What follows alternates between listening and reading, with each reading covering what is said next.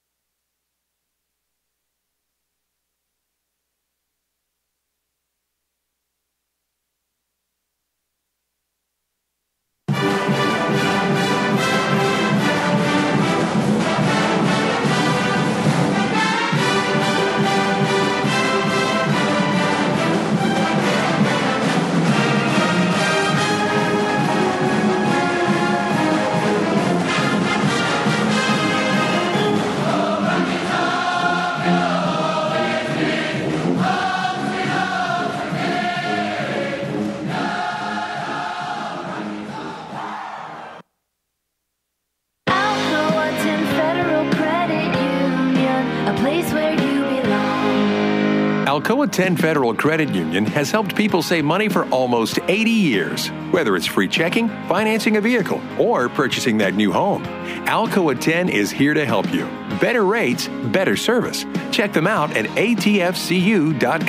Alcoa 10 Federal Credit Union, a place where you belong. Member NCUA.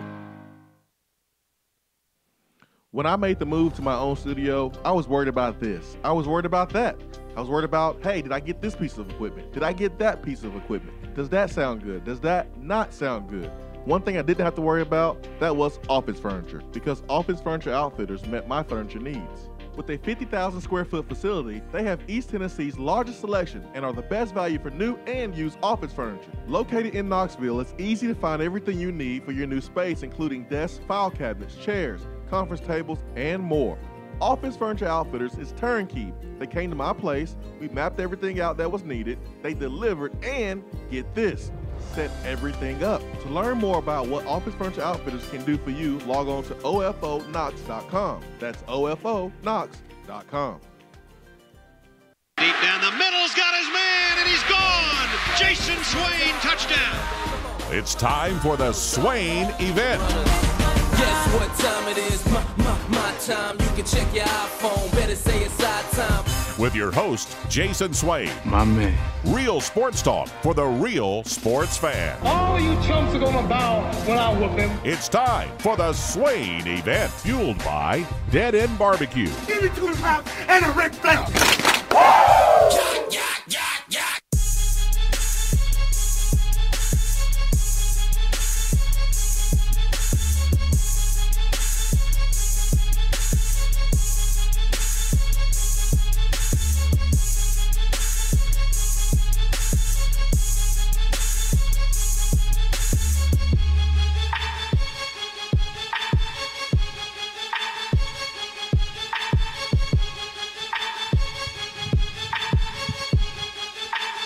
Swain Event, SwainEvent.com, fueled by Dead End BBQ, top 100 barbecue restaurant in America. Ben McKee, Jason Swain here with you, 850 AM, 100.9 FM, Rocky Top Sports. Listening, if you are listening on the Swain Event app, free for Android, Apple devices, we appreciate you. You can also communicate with the show, interact with the show by using the text box. It's free. All you do is go there, submit a comment or a question. If you're listening on SwainEvent.com, streaming live there, we appreciate you as well. You can watch the show by going to Facebook Live, the Swain Event Facebook page, Periscope at Swain Event on Twitter, or YouTube Swain Event there. Swain Event TV. 3 minutes past the top of the hour here on a Tuesday. Tennessee will take the practice field today. The football team will take the practice field today. The basketball team will also take the practice. They'll be headed up to Louisville today. So they're not practicing today. Well, I mean, I'm sure they're practicing, but I'm confident they're heading up to Louisville today because there are press conferences and media availabilities in Louisville tomorrow for the media. So I imagine they will practice today in Pratt Pavilion and then make their way up to Louisville and then turn around tomorrow morning and practice in the Yum Center. Well, they are practicing, though. I imagine so. Okay. 865-200-5503, B-Dry Waterproofing Hotline. You better be practicing today. Thursday is the Sweet 16. Hard for me to believe that you're going to take a day off and not do anything. So both teams will be hitting. One will be hitting the practice field at Haslam Field. That's the Tennessee football team. And then the basketball team will practice somewhere. And in preparation for their Sweet 16 game against Purdue, I feel pretty good about the game. I was a little nervous because Carson Edwards dropped 42 on Villanova's head, but I like the matchup. I like Tennessee's matchup. I like Tennessee's chances, but Tennessee can't have that 5-minute stretch in the game where they forget how to play basketball and they forget what got them here and what makes them special, and that is their ability to take care of the basketball, to share the basketball. The top team in the SEC in assist, the top team in the SEC in taking care of the basketball. They have to continue to play like that, being if they want to advance to the Elite Eight. I'm ready for it, man. I'm ready. I'm confident in Thursday's game as well, but Carson Edwards gave me nightmares last night. He's going to give me nightmares tonight and Wednesday night, and hopefully he won't be in my nightmares Thursday night after the game as well. So I said it yesterday. At this point of the year, you are going to play good basketball teams more often than not. The likelihood of Tennessee playing a Cinderella team at this point, the chances were very slim. Really, the only options were St. Mary's and Old Dominion. Had either of those teams been able to upset Villanova or Purdue in the first round, obviously that did not happen, and the tournament as a whole has been nothing but chalk for the most part. I think Oregon's really the only outliner as a 12 seed, and really Oregon is only a 12 seed because their star player Bol went down with a foot injury earlier in the year, and they were kind of middling there in the middle of the season. So I would much rather play a team that relies on one individual than a team like Tennessee who has 5, 6, 7 options that can either one of them can beat you on any given night. So slow down Purdue, and I think Tennessee wins this game. Oregon was in the Final Four 2 years ago, so they have players that have won at the highest level, and I don't know. I don't know which one I prefer. I guess. I think I said this before. I think I prefer like the Blue Bloods to play in the at this stage of the game. Like I don't mind a Cinderella upset here and there, but I think when we get to this point, I like to see the big dogs go up against each other. I like to see the Dukes and the North Carolinas matchup. I like to see the Tennessees and the Purdue's matchup. I like to see those programs play against each other. You know, Michigan State, LSU. Michigan and Texas Tech. That's gonna be a great game. I don't have anything against the Belmonts of the world. I have nothing against the UC Irvines of the world. I really don't. But it's just my preference. I prefer to see the big dogs in the Elite Eight, in the Final Four. That's just me. Yeah, you and Charlie had that back and forth a couple of times last postseason. Charlie prefers, the Loyola Chicagos to make it in every form of the bracket and in every region of the bracket. The UC Irvines and the Liberties and the Belmonts and the Middle Tennessees, and I like a little mixture of both. But I do prefer North Carolina Auburn to North Carolina Northeastern. I would much rather watch Gonzaga and Florida State play than, Gonzaga and Fairleigh Dickinson in the Sweet 16. So I'm right there with you. That is, the NCAA lacks storylines in terms of Cinderellas. They don't have that Loyola Chicago. They don't have that George Mason, that Middle Tennessee State upsetting Michigan State as a 15 seed. But they do have tremendous matchups in the Sweet 16 and the Elite Eight, and then obviously that would trickle down to the Final Four and the championship game. I was listening to, I believe it was Matt Norlander of CBS. He was talking, and he thinks like this may be the greatest group of Sweet 16 games in a long, long time, if not ever. And so, you do kind of sacrifice the Cinderella story, but on the flip side of that, the positive is that you get a ton of tremendous matchups the rest of the way because some of these big dogs haven't been knocked out of the tournament just yet. You mean tell me we can't get the played out storylines that we saw last year?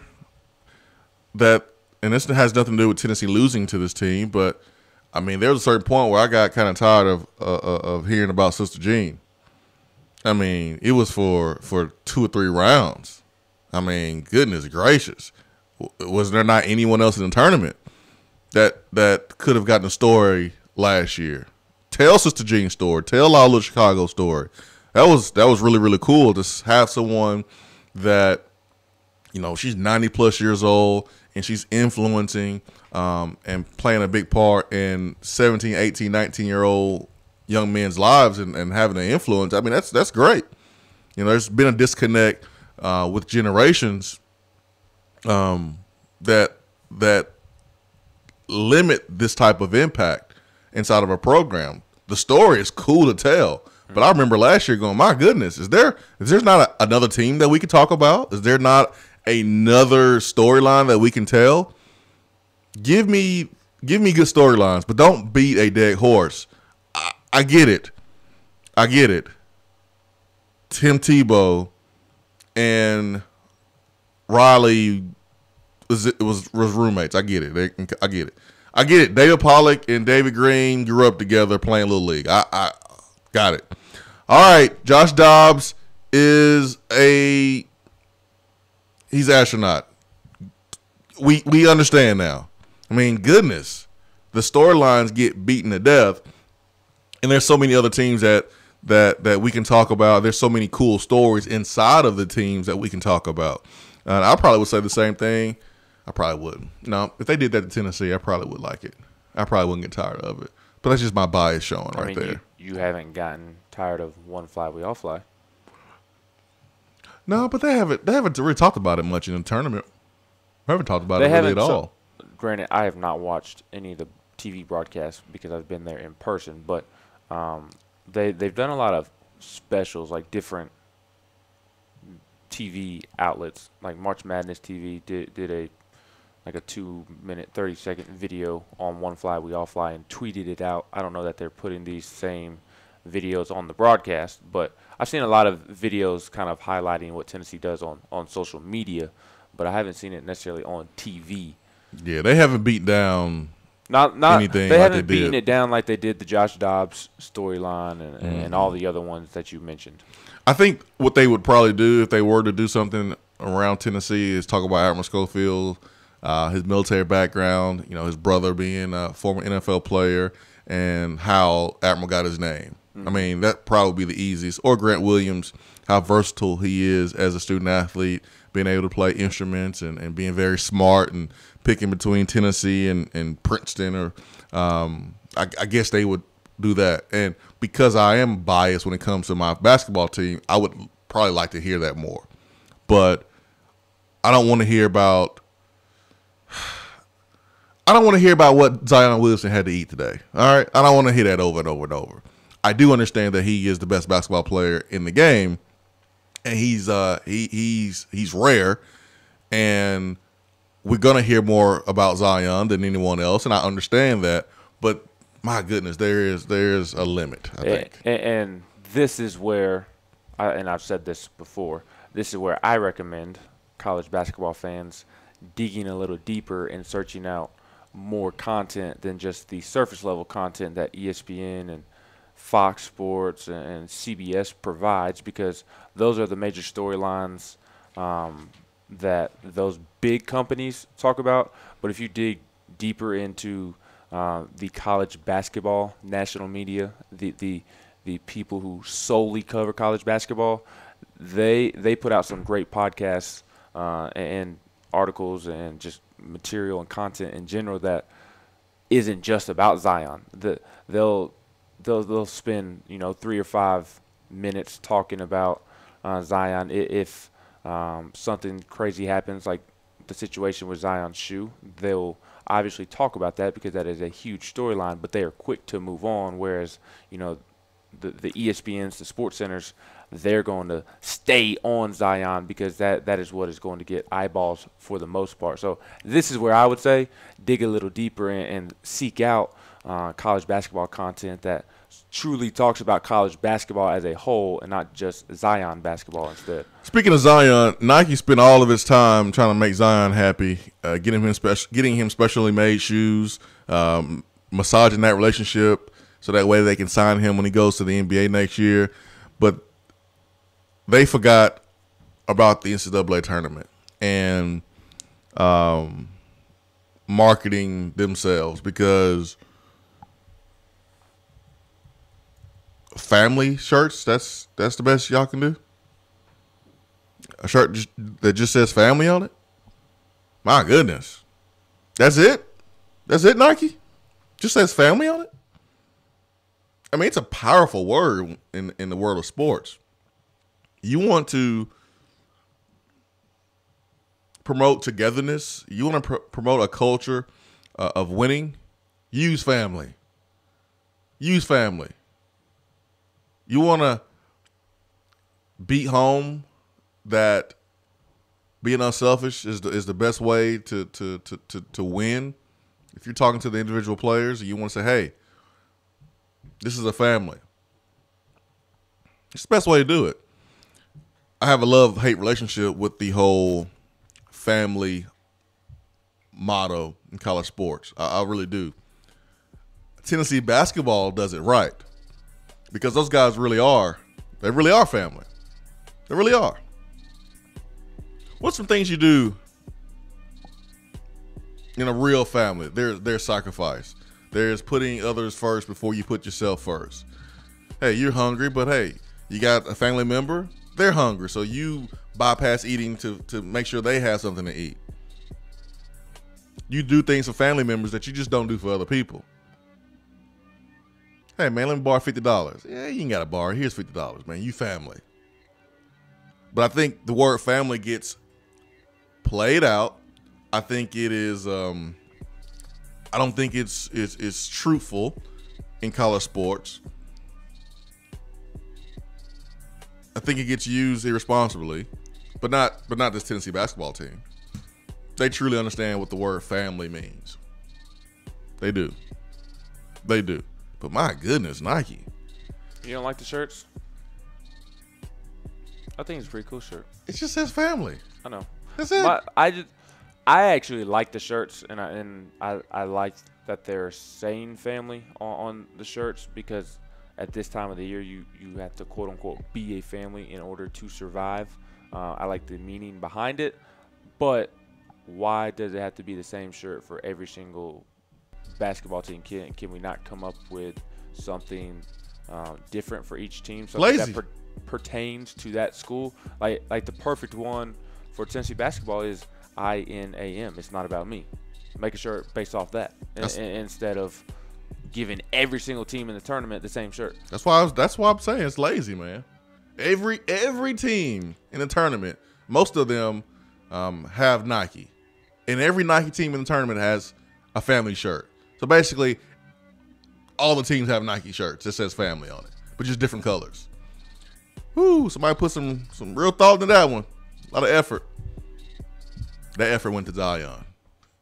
Please, Zion, don't sign with Adidas. Please don't sign with Puma.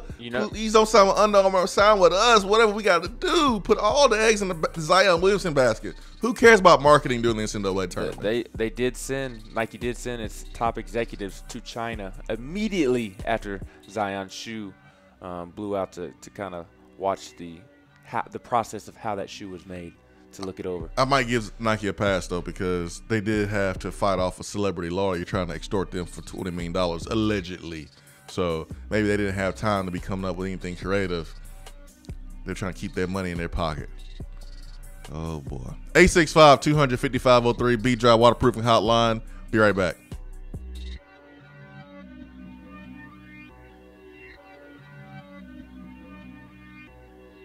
You don't have to take an L just because you can't listen to the Swain Event live. You can catch up on the podcast posted daily on the app, online, and on iTunes. Top 100 Barbecue Restaurant Dead End BBQ is the best place in Knoxville to scratch your barbecue itch. With new specials and a new menu, there is something for everyone. Monday, Tuesday, and Wednesday, try the Smokehouse Stew. Thursday through Sunday, the Hillbilly Chili is where it's at. Don't forget the half-price wings on Tuesdays from 4 to 8 p.m. and the salmon plate on Friday. The people spoke and Dead End listened, adding Dead End Society favorites like the Bernie Mac, Randall's Kitchen Sink Burrito, and the Barbecue Cheddar Meatloaf to the menu full time. Whether it's a game day or any day, at Dead End Barbecue, the mouth-watering barbecue search is over.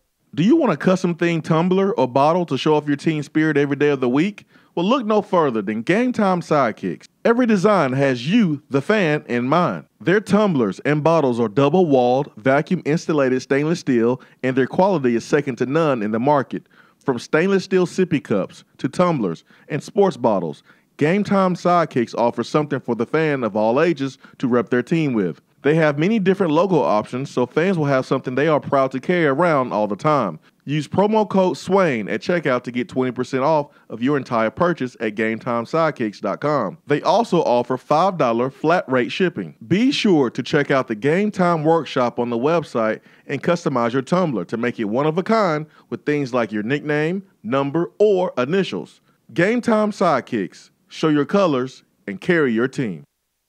While the other guys are taking guesses, the Swain Event is taking you behind the scenes and in the huddle every morning from 7 till 10 right here. Are you looking to buy, sell, or invest in real estate? If so, then call me, Jennifer Morris with Keller Williams Realty. I take a no-nonsense approach to the real estate transaction. No fluff, just facts. Having lived and worked in the Knoxville area for 19 years, I am very familiar with the local real estate landscape and am ready to help you get the most money for your property with the least amount of hassle in the shortest amount of time. No one likes for their home to sit on the market for months at a time. If a straightforward approach to your real estate needs is what you prefer, then give me a call. Jennifer Morris with Keller Williams Realty at 865-694-5904 or email me at jennifermorris865@gmail.com.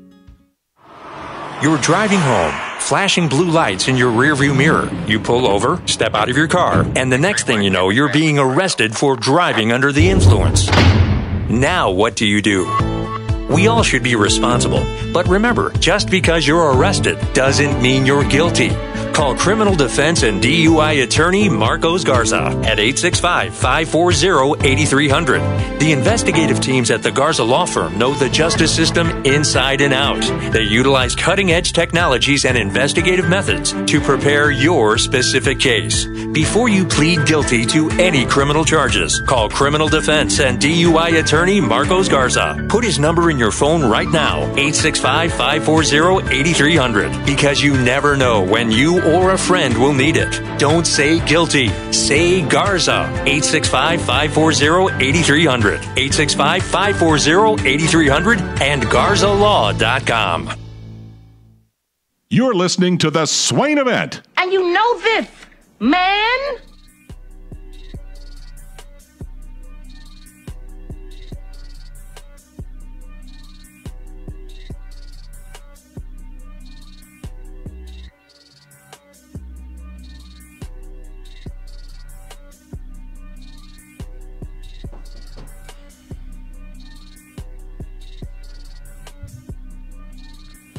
865-250-503 B-Dry Waterproofing Hotline. Going to the text box this morning. Jeremiah says we had Feed the Floor last year, and that's a total Tennessee thing. Yes. Yes. Yes.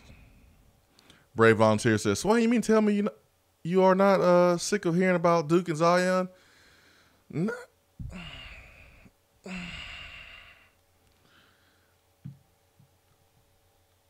I'm not tired of hearing about Zion. I'm not. Not yet. I just want more stories to be told of other players and other teams. That's all. Zion's a freak. I think people let their Duke hate get in the way of like sitting back and really taking in the fact that this young man, he's a good person. He's a freak of nature. We don't see dudes like this. I think people let their Duke hate get in the way, and they hate the player because they hate the team. Kind of like Tim Tebow. Yeah. Kind of like Tim Tebow. Good player, good kid at the time, grown man now, good kid at the time, and your hate of the team overshadowed the fact that, man, this is a really great student athlete. I think Zion falls into that category, but on steroids. Because Zion is a way better athlete than Tim Tebow physically. He's more physically gifted. So, no, not yet. Not yet. I'm not tired of hearing about Zion just yet. Just not yet. Let's get to Jay on the B-Dry Waterproofing Hotline. Jay, good morning. Good morning. Good morning. How are you all this morning? I'm great. Hope you are too. I am. I think we win by 5 or 6 Thursday night. Hey, we can win by 1 point, and I'll be happy. Me too. Survive and advance. Survive and advance. That's the name of the game. The name of the game, football fans who are pretending to be basketball fans. Survive and advance. That is what it is all about. Don't care if you win by 1 point. I don't care if you win by 10 points. Just survive and advance. We can fix whatever we have to fix after the game. We can go back to the drawing board. We can go back to practice. We can go back to the film study and fix whatever we have to fix. But at least you have an opportunity to play another game. That's what it's all about in the NCAA tournament. Yeah. Thanks for the phone call, my man. I'll take a 5 or 6 point win. I don't care. 1 point win. I mean, UCF had a perfect game plan for Duke. Perfect. I don't know if anyone else was going to be able to execute it, but I would definitely try in a 4-minute stretch to see if it works. And that is not guard Trey Jones outside the paint, let him shoot the ball. But Taco Fall, 7'6" center, was protecting the paint. So that was a great game plan by Johnny Dawkins, head coach at Central Florida. But they won by 1 point. I haven't heard any Duke fans complaining. Nope. Ben, have you heard any Duke fans complaining? No, I have not. Oh, man, I can't believe we only won by 1 point to a 9th seed. Oh, the Golden Knights. We only won by 1 point. Coach K lost it. He's overrated. He got out-coached. The lucky Taco Fall fouled out. He would have gotten that rebound. Oh, man. Can't believe they only won by 1 point. We're only going to the Sweet 16 because we beat UCF by a point. Can't believe it, man. How dare Coach K? We should have beat them by 20. We Duke. Haven't seen that take Now, at all. I also don't follow Duke fans, so maybe there is that sentiment out there. I don't know because I don't, like I said, I don't follow Duke people. I haven't seen it, so it's about surviving and advancing. That's all it's about. It's all it's about. If Tennessee football was playing in a postseason format like D2, and Tennessee was in a 16-team playoff or whatever, and the underdog just had a great day. I mean, just an awesome day. Everything was clicking for them. They did an onside kick. They did some trick plays, things we've never seen before. Their players played out of this world, and we had some players that had the flu, sick. We didn't play a great game, but we only won by 1 point in a tournament format. Who would be complaining in that situation? Oh, I get it. People who are miserable in real life. That's who will be complaining. Yeah, I don't and have never understood why people complain about wins in the postseason. Yeah, in the postseason, you hit the nail on the head there. Postseason is a key word. There's a difference between winning in the postseason and surviving and advancing in the postseason and not playing your best in the regular season. I mean, it just does not make sense. It's not like Tennessee is playing Sanford in the non-conference and they are winning by 1 point. As Rick Barnes said in his press conference last week, if you are playing this time of year, you are a good basketball team. Whether everybody knows your brand, whether nobody knows your brand, like the Colgate brand. I see what you did there. See what I did there? Yeah, you ain't slick. Like Colgate was a good basketball team. Oh, they were. And granted, Tennessee is obviously better, but at this time of year, a win is a win because you're going to be playing a good team every single time, every single outing. Let me ask you this, man: who is more clutch between Admiral Schofield and Lamonte Turner? Lamonte Turner, not even close, in my opinion. I don't think it is either. Well, I guess you could say it's close because Admiral had the big shot against Gonzaga, and then against Colgate. I mean, to hit 3 threes in a row when you had been struggling all afternoon. I think he was 3 of 11 to that point, and then he goes on to finish 6 of 14 because Colgate had cut it to single digits, and he just the confidence, all the confidence in the world to just catch the pass, set his feet, perfect form, and just drain it. So Admiral has had his clutch moments, but I go back to last year's game with Purdue when Lamonte hit the game-tying 3 in the corner with 5 or so seconds left in the game. Obviously, the Kentucky shot in Rupp Arena last year, his shot to beat Kentucky in the SEC tournament this year, that 3 that he made. And then against Iowa on Sunday, that 3 that he made after he allegedly fouled Jordan Bohannon on that three-point shot. I mean, that was a deep 3, a hand in his face, and I mean, he just shot it with all the confidence in the world. He doesn't even hesitate. So I say Lamonte Turner. Yeah, I think it's Lamonte Turner, and I don't think it's close because of what Lamonte has done his entire career. Admiral has certainly been clutch this year. Look at the Gonzaga game, and you look at the game against Colgate. But Lamonte has been doing it, in my opinion, longer, and so I think he is more clutch. And I think there's a reason why they had every intention on Lamonte getting that last shot against Iowa before it went to overtime. But Jordan Bone shot the wide open 3 from the wing versus zone, a look that they were not anticipating. 865-255-03 B Drive Waterproofing Hotline. Lamonte Turner after the game versus Iowa was asked about Carson Edwards, and he says, "I expect him to try to come out and get 42 again or 50, but it ain't gonna happen. I'm gonna be taking it personally to come out and take on that matchup. I'm looking forward to it." Is that trash talk? Yes. Are you okay with it? Yes, but I don't like him saying it, if that makes sense. You like him feeling it but not saying it? Yeah, this time of year, I'm not a fan of giving the opponent, especially somebody like Carson Edwards, some bulletin board material.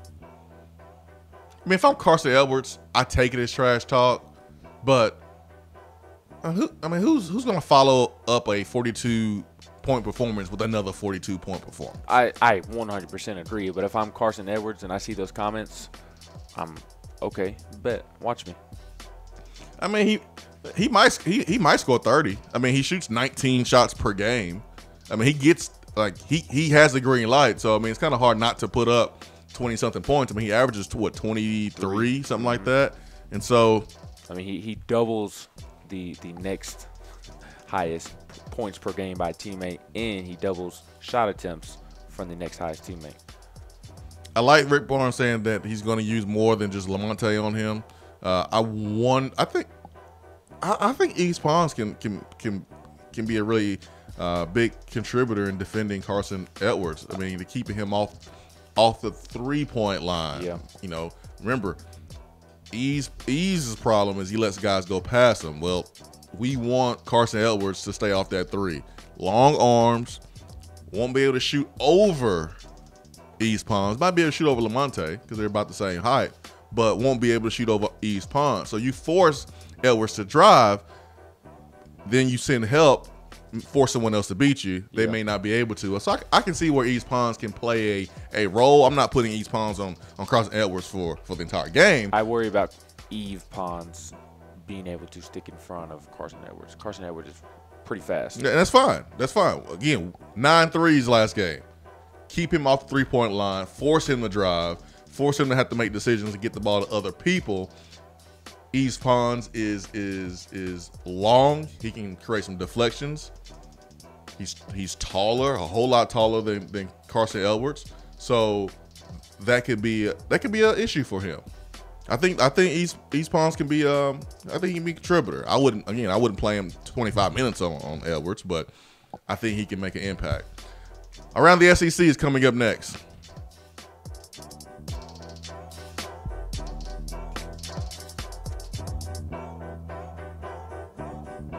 For a replay of each day's Swain Event TV, like us on Facebook.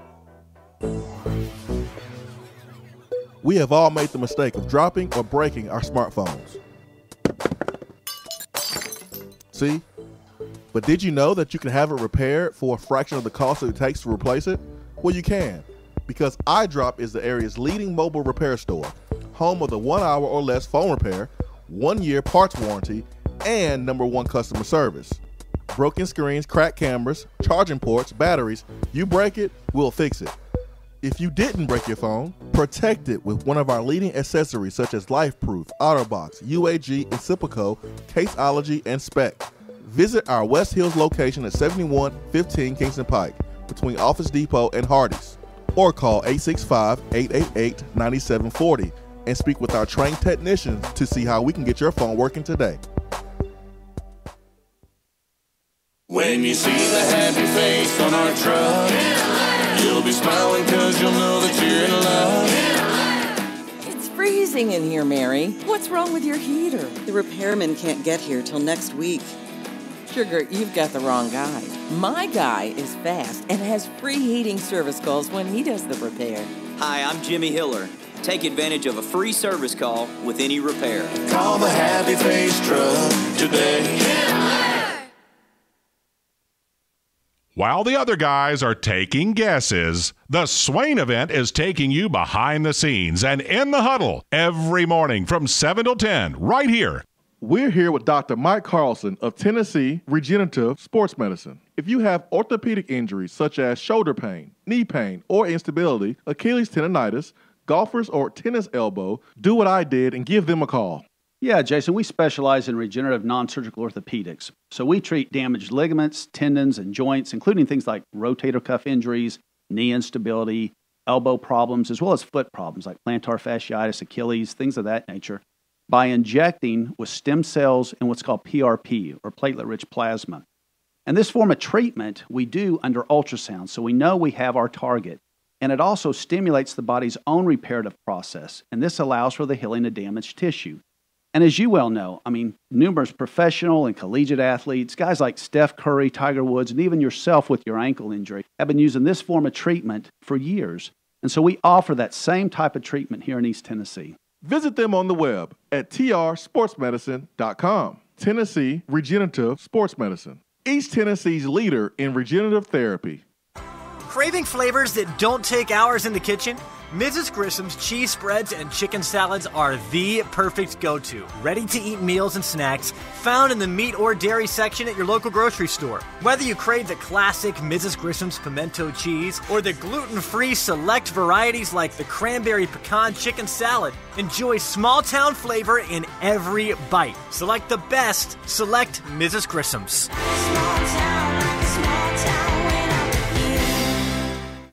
I'm Vince Moore, wide receiver, VFL 1991, and you're listening to the Swain Event.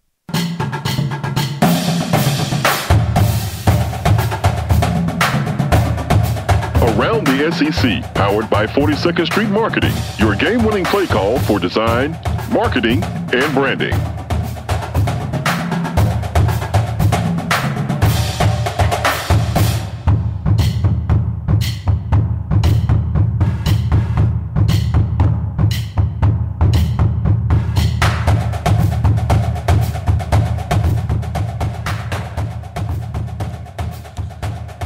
Around the SEC this morning on the Swain Event is brought to you by 42nd Street Design, 42sd.com.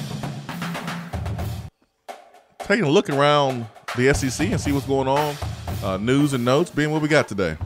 A couple different notes, and as usual, it feels like it is, of course, about players transferring.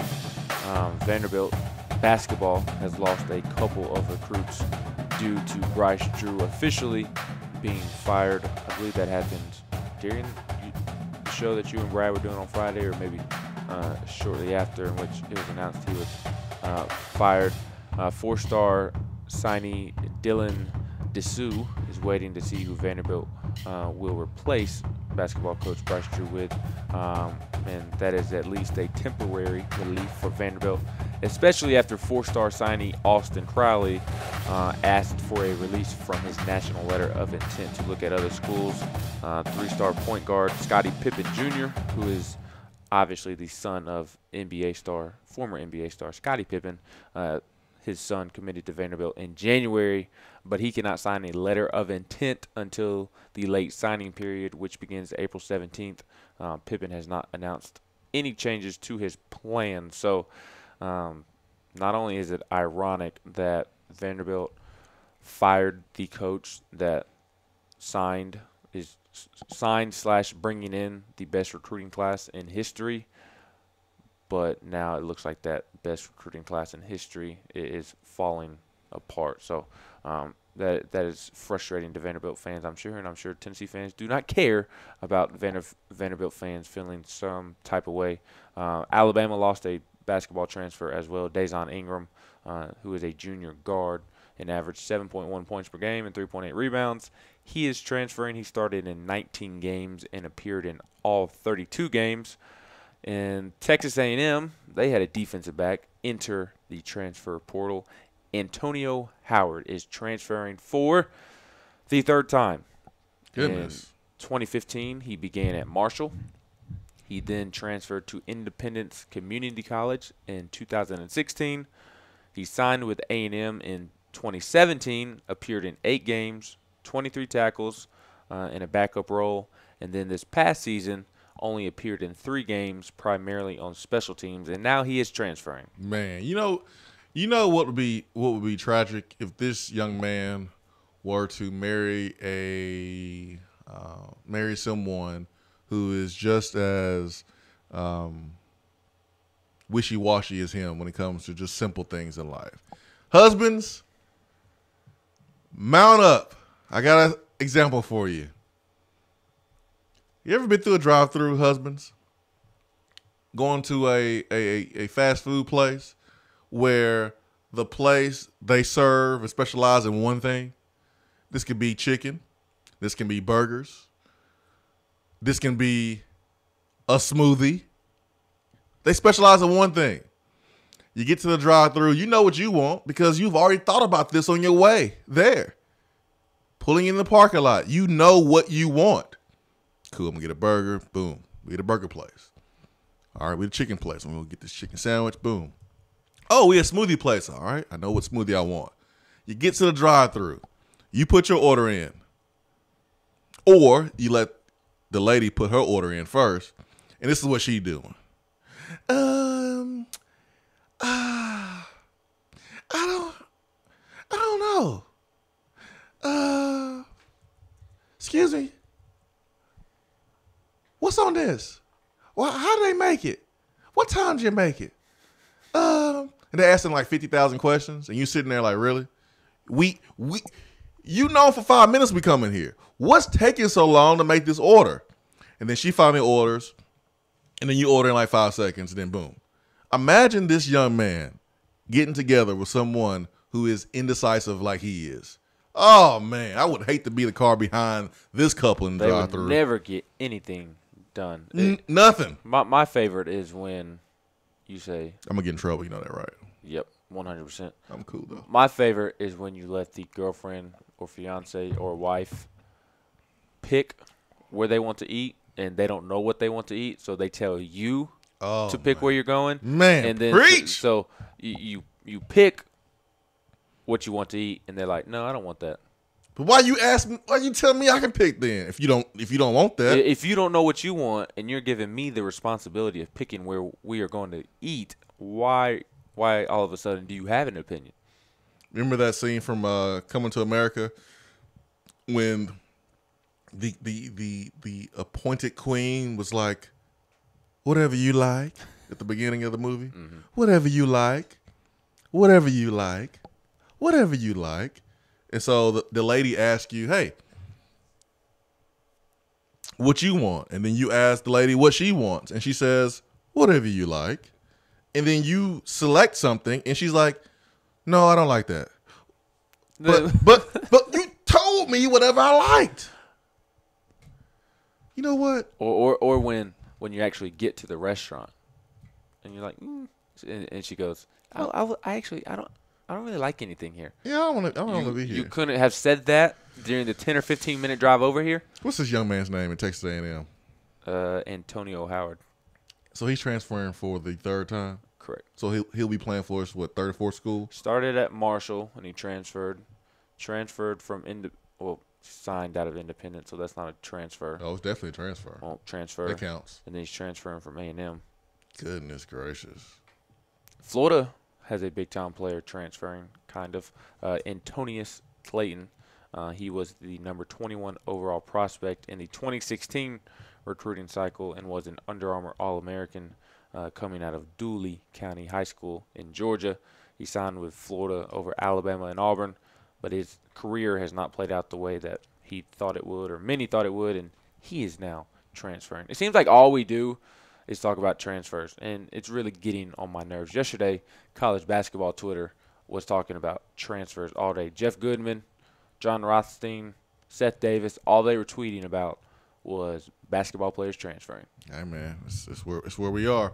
I have not got a text message yet from the wife, so I think I'm okay. I think I'm in the clear. She must not be listening at the moment. I think we good. I think we good. All right, let's get to the phones. Let's bring in Cam in Florida. Cam, good morning. Good morning. How's it going, guys? Great, man. How are you? I'm doing good. And I'm a fan of everybody on the team, but especially these last few games, I've really become fond of Lamonte. He is, producing on the offensive end, but he really, he's the only one putting pressure on guys on the perimeter. And I think that's something that basketball in a whole now is missing is guys taking it personal to stop somebody. And, his comment, it's a pretty bold comment, but if he's going to take it personal to stop this guy, I love that. I grew up a Spurs fan, and Bruce Bowen, he was a huge part of that team, and it wasn't because he was a prolific scorer, but it was because of how well he played defense. Yes. And so I'm all for it, man. Jaw off at him. I think if you Carson Edwards, you take it as, oh man, he's saying that he gonna shut me down. Well, nah, that's not what he said. He said that you're not gonna score 40, 50 points. That's how I would take it though, to pump myself up. Yeah, if I'm Carson Edwards, I would say, oh yeah, you think you can stop me? You think you can stop me from scoring a point? I would definitely flip the whole script. But Lamonte just said, no, he's not gonna get 40. He ain't gonna get 40, 50 points on me. And Lamonte wasn't a player that prided himself on defense when he first came here. He hated playing defense. Yeah. He just wanted to score. Yeah, and I love the fact that he takes pride in stopping other teams' best players. We were talking about this during the break. I love that Pons will guard Edwards some and force him to put the ball on the floor. And maybe Grant, Admiral, because they've been really good taking charges, Fulke as well, can take a charge and possibly get Carson Edwards in some foul trouble early. The flip side of that is Lamonte gets really handsy on the perimeter playing defense, and it seems like, especially in the regular season, not so much in the tournament because they've allowed these guys to play, but in the regular season, Lamonte was really good for getting a ticky-tack foul, far away from the basket. Lamonte really doesn't get in foul trouble, but I hope Lamonte doesn't get 2 quick fouls there in the first half because he's so amped up for this matchup of trying to defend Carson Edwards. That's what I hope. I just hope he doesn't get in foul trouble early. Yeah, well, me too. I just the last few games, there's been those times like as soon as someone passes half court, he's pressuring the ball, and he's a lot quicker. I think you were talking about it yesterday. He's not extremely fast, but not many people blow by him. So I'm excited to see what he does in this game. Yeah, me too, man. Me too, Cam. Thanks so much. Lamonte understands angles. If someone is getting ready to drive past you, you don't go to where they are. You go on to where they're going, so that way you can cut them off. Lamonte is a very smart basketball player. And instinctive. Oh, yeah, absolutely. Attaboys coming up next here on the Swain Event, 8:50 a.m., 100.9 FM, Rocky Top Sports. We are fueled by Dead End BBQ, top 100 barbecue restaurant in America. Stay with us.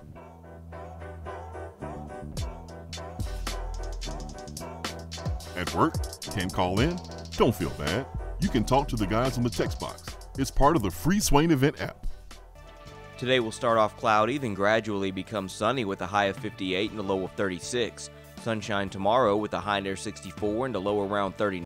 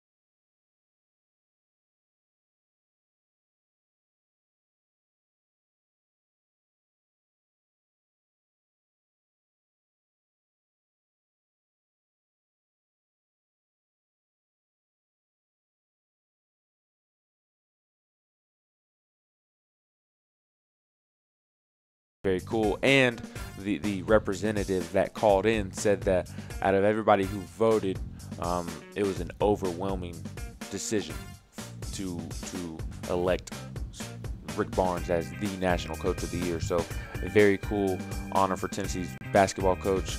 Obviously, Tennessee has had a tremendous season, 31 wins this season, tied for the most in a single season in school history. Tennessee was also #1 in the AP poll for 4 straight weeks, making the longest reign atop the polls in program history. And Tennessee also set another school record with a 19-game winning streak. And then, obviously, Tennessee had a ton of great wins over the season. Gonzaga, Kentucky twice here in the tournament, making a deep tournament run, made a deep SEC tournament run.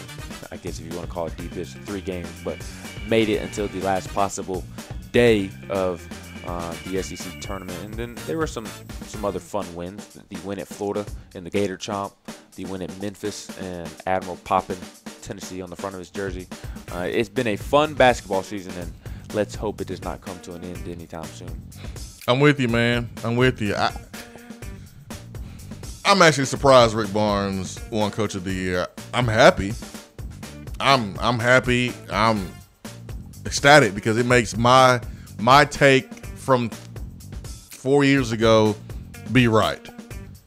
I still have the tweet saved somewhere where when Texas fired Rick Barnes for a whole show, I talked about how Tennessee needed to sign and hire Rick Barnes. I've been Rick Barnes' biggest fan from day one. But man, what Beard has done at Texas Tech. Yeah. I mean, Chris Beard has replaced, or let me rephrase that. Last year's Texas Tech team, it lost 5 of its top 6 scorers, and Chris Beard has replaced that and led the Red Raiders to a share of the Big 12 title and is demolishing people in the NCAA tournament. Yeah, I mean, again, I'm ecstatic for Coach Barnes. But you could also argue that, Rick Barnes has been able to keep together a team of 0 top 100 players, 0 5-stars, and they're 2 wins away from a Final Four. And the way that Rick Barnes has gotten this team to play together, even though it is experienced and a bunch of veterans who returned, it seems to me like a lifetime achievement award or like a 2-year achievement rather than a 1-year achievement, because I think Beard has probably done a little bit more. I mean, his record is 28-6 at Texas Tech. Hey, when were they ranked #1 this year? I think that's the or 19-game winning streak. I think that's the difference. Rick Barnes had his team ranked #1, 19-game winning streak. I think that might be the difference, and totally cool with it. I'm happy for Rick Barnes. He gets the attaboy for today. Touchdown turnover coming up next.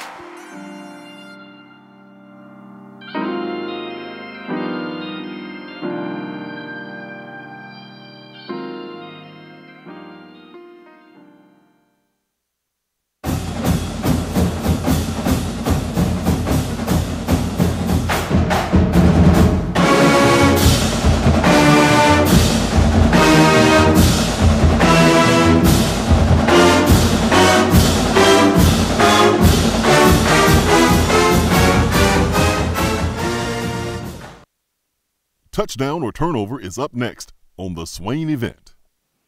When I made the move to my own studio, I was worried about this. I was worried about that. I was worried about, hey, did I get this piece of equipment? Did I get that piece of equipment? Does that sound good? Does that not sound good? One thing I didn't have to worry about, that was office furniture, because Office Furniture Outfitters met my furniture needs. With a 50,000 square foot facility, they have East Tennessee's largest selection and are the best value for new and used office furniture. Located in Knoxville, it's easy to find everything you need for your new space, including desks, file cabinets, chairs, conference tables, and more. Office Furniture Outfitters is turnkey. They came to my place, we mapped everything out that was needed, they delivered, and get this, set everything up. To learn more about what Office Furniture Outfitters can do for you, log on to OFOKnox.com. That's OFOKnox.com. Alcoa 10 Federal Credit Union, a place where you belong. Alcoa 10 Federal Credit Union has helped people save money for almost 80 years. Whether it's free checking, financing a vehicle, or purchasing that new home, Alcoa 10 is here to help you. Better rates, better service. Check them out at atfcu.com. Alcoa 10 Federal Credit Union, a place where you belong. Member NCUA.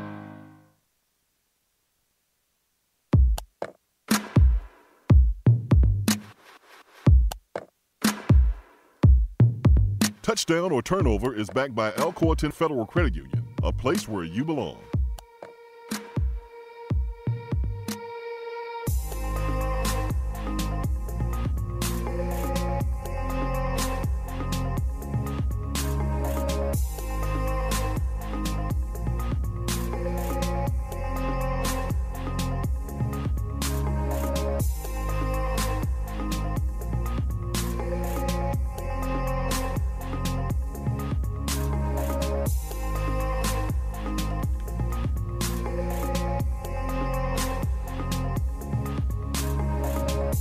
Touchdown or turnover is backed by Alcoa 10 Federal Credit Union, a place where you belong, better rates and better service.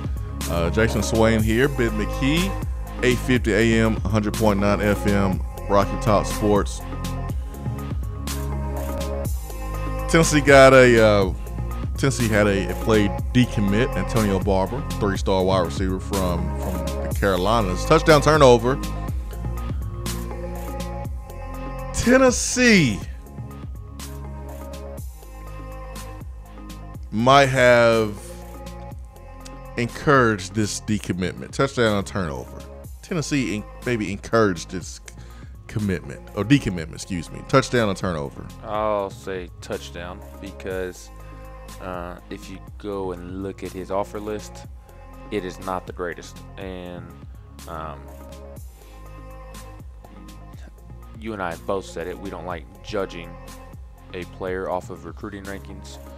But I do trust 24/7 Sports and their recruiting rankings, and he is the number 109th overall receiver in the country and the 592nd overall player in the country. He just does not have a great offer list. His offers include Charlotte, Chattanooga, Colorado, and Colorado State. He's 5'11 and a half, 182 pounds. His offer from ETSU, Hampton, Kansas, Liberty, NC State, North Carolina Central. He does have some offers from Texas Tech and Syracuse and Ole Miss, but these aren't the teams that Tennessee needs to be beating out in recruiting in order to beat Alabama, Florida, and Georgia on a regular basis. So I go touchdown. Yeah, I agree. I think T. Martin wants faster wide receivers. I think that is something that has been an issue for this group. You know, everyone is crowning this wide receiver group as,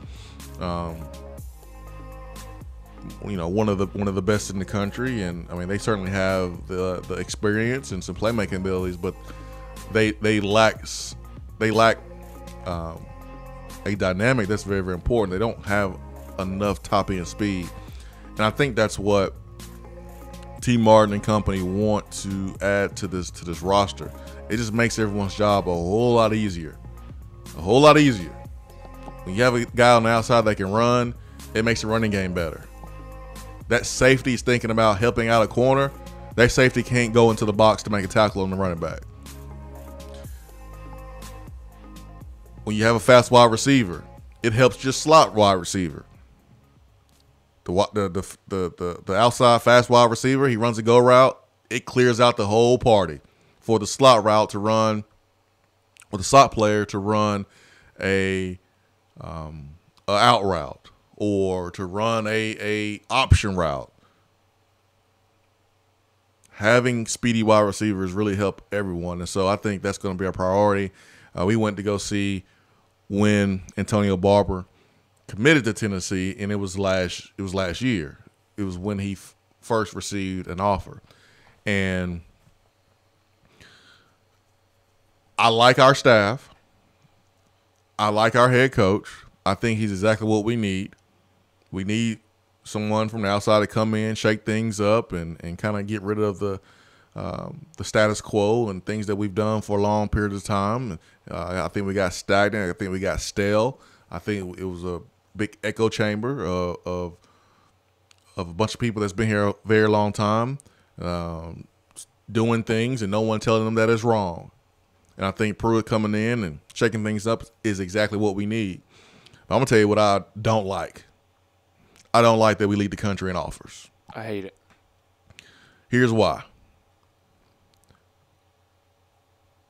I 100% believe that we don't look at recruiting rankings when we're looking at kids, and we're judging kids on that film, and when we bring them to camp and we work with them.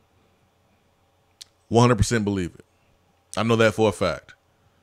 If we do that, then why put out all these offers? Because if you're putting out all these offers, that means you're telling the kid you can't come if you decide to commit. So what's the point giving them an offer?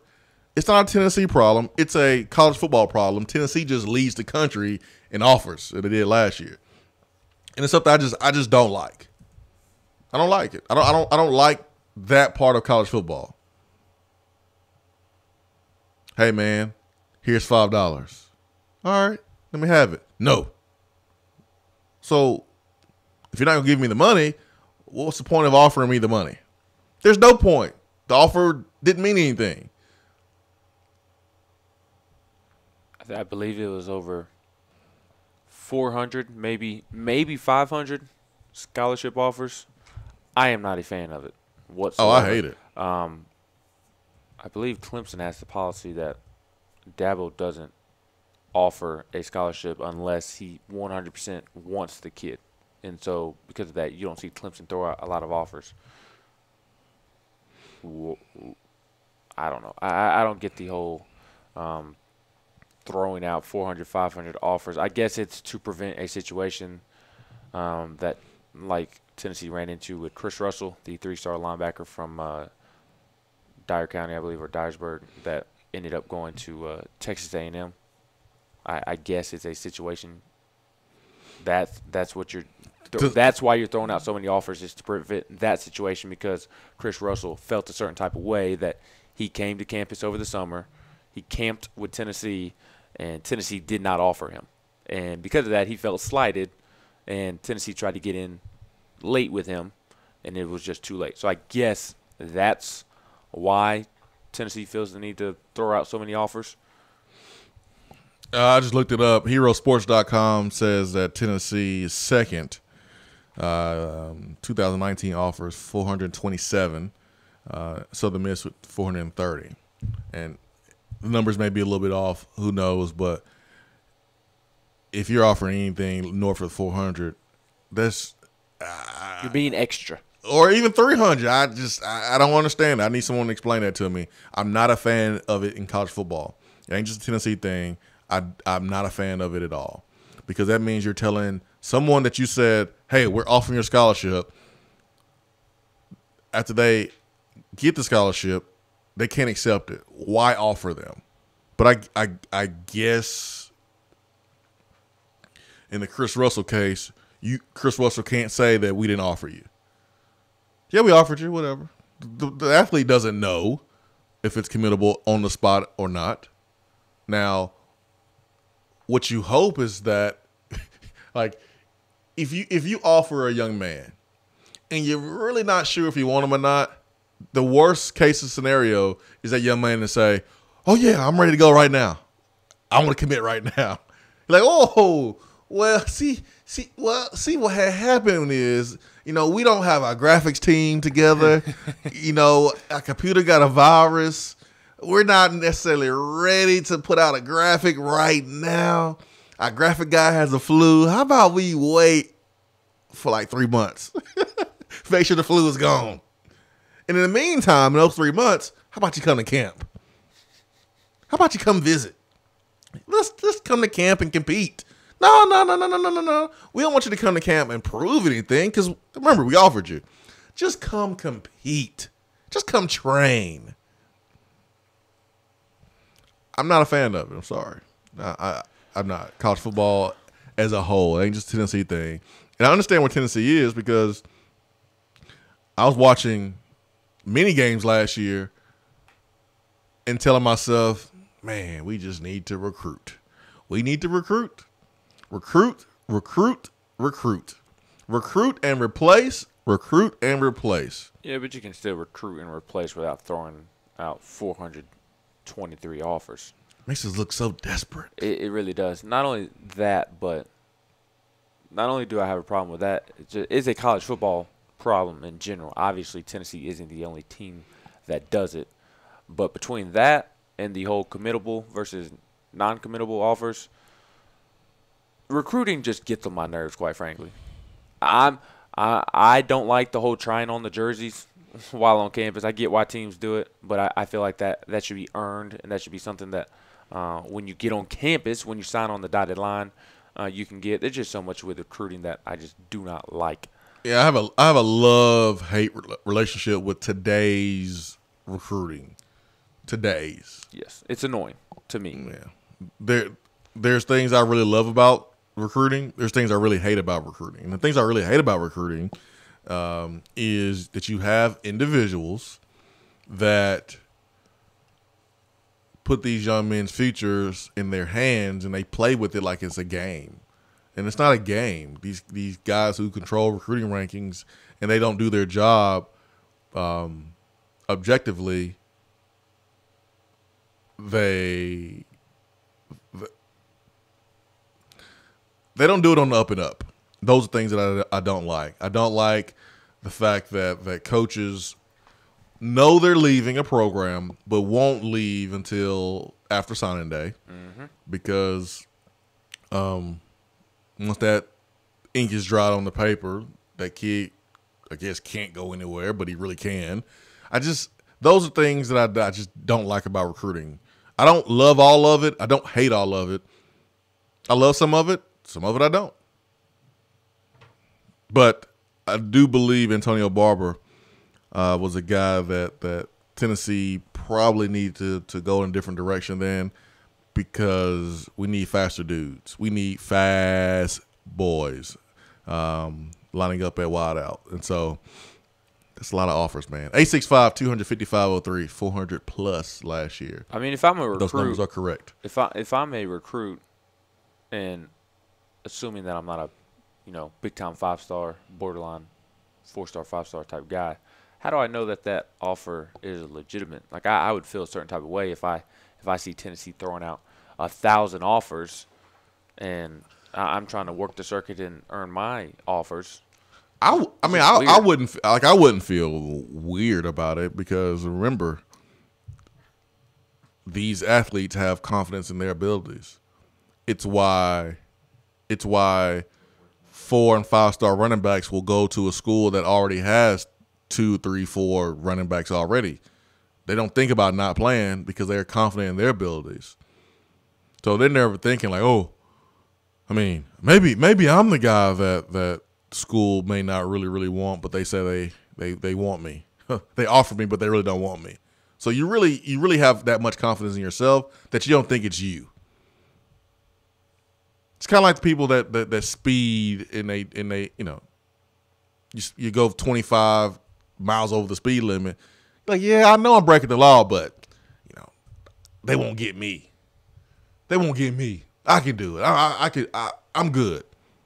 Until you hear those blue lights and you hear that bloop bloop whoop whoop, and they come and get you. I mean, I think it's kind of the same thing. Because if I was getting recruited today, I would have so much confidence in my abilities that I would say, yeah, I mean, I know you ain't gonna take a scholarship from me. But that's what I'm saying. If I'm the 3-star Jalen Reeves-Maben, the 3-star Chris Russell, I'd be a little nervous that my offer isn't legitimate. Whereas if another school offers me that is doing the opposite of throwing out a lot of offers, I'd feel a little bit better about that school. Yeah, I mean, I can see that.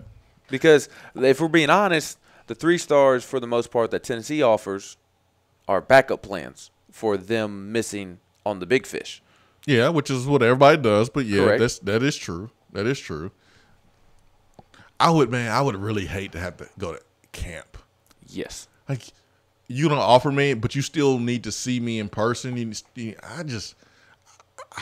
I wouldn't be a big fan of that. Like, I mean, not saying I wouldn't want to go out and compete and get better, but I gotta come.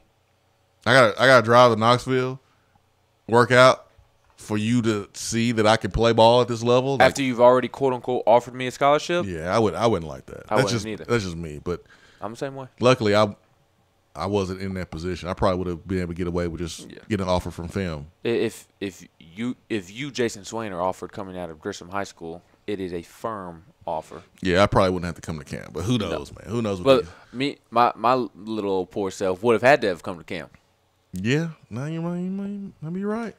Yeah, that's not my favorite part of recruiting. It's not. Just like D.R. Vol would have had to come to camp as well. Yeah, probably running 4.240.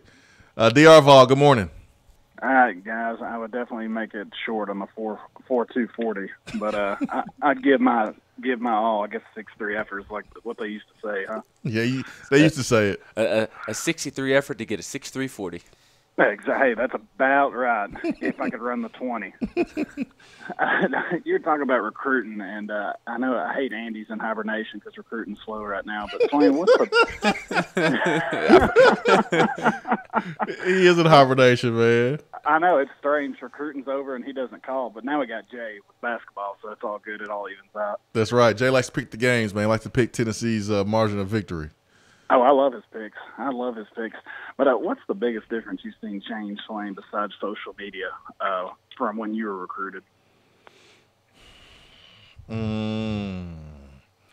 I mean, it's hard to really pick anything else besides the social media. I guess the players really care about the recruiting analysts like they're stars. I mean, they really care about it. And the reason why we know about it is because of social media. But there was a time where it was not 247 and ESPN. It was just kind of just rivals. And of course you wanted that fifth star. Of course you want to be ranked high, but just the amount of attention that's paid to it seems to be different. It's hard to pick anything that doesn't include social media, because one thing that annoys me is when recruits tweet out, "Blessed to receive my 23rd offer from Southern Miss." It's like, man, you gonna do this every time you get an offer? I mean, it's just annoying to me. I think one of the biggest difference maybe is I feel like there's more of an importance on the AAU circuit of sorts, the 7-on-7 teams, and now there's a lot of foolishness that goes on at these 7-on-7 events because of social media. Obviously, over the weekend, you had the defensive back lining up backwards to defend a receiver, and your boy Amari did not take kind to that, as he shouldn't have. But I feel like that's another big difference is the 7-on-7 game has turned into quite the event, in my opinion. Yeah. 7-on-7 is probably a big one there. I think how like maniacal the assistant coaches are about leaving and waiting to signing day to leave. I mean, that didn't happen that much, when I was playing. No, you get fired or you leave, you just leave. But to wait right after signing day, that happens more and more now than I remember. Yeah, I'll tell you what, the thing that gets on my nerves the most is when all right, I've narrowed it down to my top 12. And that's like when you ask your girl, where do you want to go eat? And she names 10 places. Well, I still don't know anything. Exactly. So why even say it? Exactly. Dear Vol, you're going to end up on the couch like Swain and I. Yeah, that's true. Well, Ben, you're the one that's got to stay out of hot water. You got a big day coming up. This is true. So, all right, guys. Well, I'm enjoying the show, and I want to get that perspective from you, Swain, having went through it, and I know the game has changed a lot. Because, well, like you said, I didn't really start keeping up recruiting until, I guess, 2009 when Kiffin came along with that big staff. But even back then, you didn't have Twitter and all the different sites that I remember. Yeah. Again, I don't completely hate recruiting. There's a love-hate relationship. There's a lot of things I dislike. There's a lot of things I really like about it. So I don't want anybody to think that I just completely don't like it. I'm the guy who every year does an event at Dead End BBQ for National Sign Day. I think National Sign Day is one of the best times of the year. But that doesn't mean the entire recruiting process is enjoyable every moment of it, because it's just, to me, it's just not. Let's get to Volstorm. Volstorm, good morning. Blessed to receive my 127th offer. I'll be releasing my top 40 later. My goodness, man, you're kicking butt on the camp circuit there, Volstorm. It's I just feel blessed. I feel blessed. Hey, Jason, let me let you in on a little secret. Okay. We are desperate. We're 5-7 and we can't beat Vanderbilt. I know, but you don't have to. We are desperate. You didn't have to put it like that, Volstorm. We are desperate, but still, man, you don't have to put out 400 plus offers to get 25. Hey, what's wrong with recruiting 20 players to one position? Come on. Because you can't take 20 in one position. You know what? Here's a good thing. The good thing is that we have not heard any criticism publicly from a kid's coach, high school coach, or kid's parent that we screwed over. That's the good thing. At least we have communicated enough to avoid that, because that is the worst. I remember when we did that with the previous coach. It was about a week or 2-3 weeks before signing day, and we dumped a kid. I think the kid went to Rutgers. Oh, you're talking about the defensive end, Marquise Ford. Marquise Ford. Yeah, and that kid's from Tampa, Florida. And I remember folks down there was like, we better not see Tennessee again. How y'all did him. And so at least we haven't had that problem, because that would be the worst. You don't want that. So there's a positive in the whole situation. Haven't we heard that from like the last 3 coaches though? Yeah. Because we heard all the stuff with Butch. Dooley wouldn't even hardly address the high school coaches. No. And then Kiffin, they didn't want him going nowhere near South Beach. Yeah. Yeah. So for reasons of he was doing recruiting, just a different type of recruiting. Yeah. Oh, boys. I'll tell you what, we're going to have to one thing about it, we're going to have to start getting some better talent in here. We're going to have to start getting some guys that want to play together, kind of like this basketball team does, because I'm tired of sucking. Yeah, I mean, it's hard to create that culture that the basketball program has, man, because there's so many guys. And think about how the players were recruited to come here. Admiral had Valpo and some other offers. Yeah, Grant had Princeton. So if you're Tennessee, you're Rick Barnes, you're saying, hey, you want to go to Valpo or you want to come to Tennessee? Look at these facilities. I mean, Admiral had a group of teams that he was going to visit. Tennessee was last on the visit list, but he decided to go to Tennessee first, start at the bottom, and then he didn't go anywhere else. He started from the bottom, and now he is here. Oh, boy. Yes, that's right, Lil Drake. That is correct. All right, boys. Well, get your forks and knives ready, because it'll be rib eating season soon. I know, man. Golly. We're both going to be eating ribs with a fork. If it's a tie, no one's eating the ribs. No, if it's a tie, we got to come up with an alternative. But think about it. Like, think about what you have to say and what you have to do to get kids to come to your school. If you are Tennessee, if you're Bama, if Nick you're Saban Clemson, has to dance in kids' living rooms. All the work you have to do. And so you got these young men who come in, and you don't forget that the coach was doing the cha-cha slide. You don't forget that the coach was telling you that he loves you and he needs you and you complete him. You don't forget that the coach was spending the night at your house, was washing mama's dishes, was sweeping up for grandma, putting on that act. You don't forget about that. You don't. So then you come in with this attitude, like, yeah, I'm the man. It's harder to preach that selflessness that you need. It's harder. It is. I don't know what Volstorm is talking about. We need to pick it up in recruiting. We are a basketball school now. We've got a 5-star in this class coming in. We've got a 5-star next year's class coming in. And it looks like Tennessee may get a 5-star in the class after that. So, what you talking about, Volstorm? We're killing it on recruiting right now. Oh, man. I'm ready for spring football practice to start today. I want to know who has partied too much during spring break. Who has gotten it in so much that they're dragging a little booty today? Who's dragging booty today? I want to see Pruitt on 10. He's going to be on 10 today. You know that, right? He's going to be on 10. He's going to be on 100. Man, he's going to be fired up today. It's going to be fun. Swain Event, stay with us.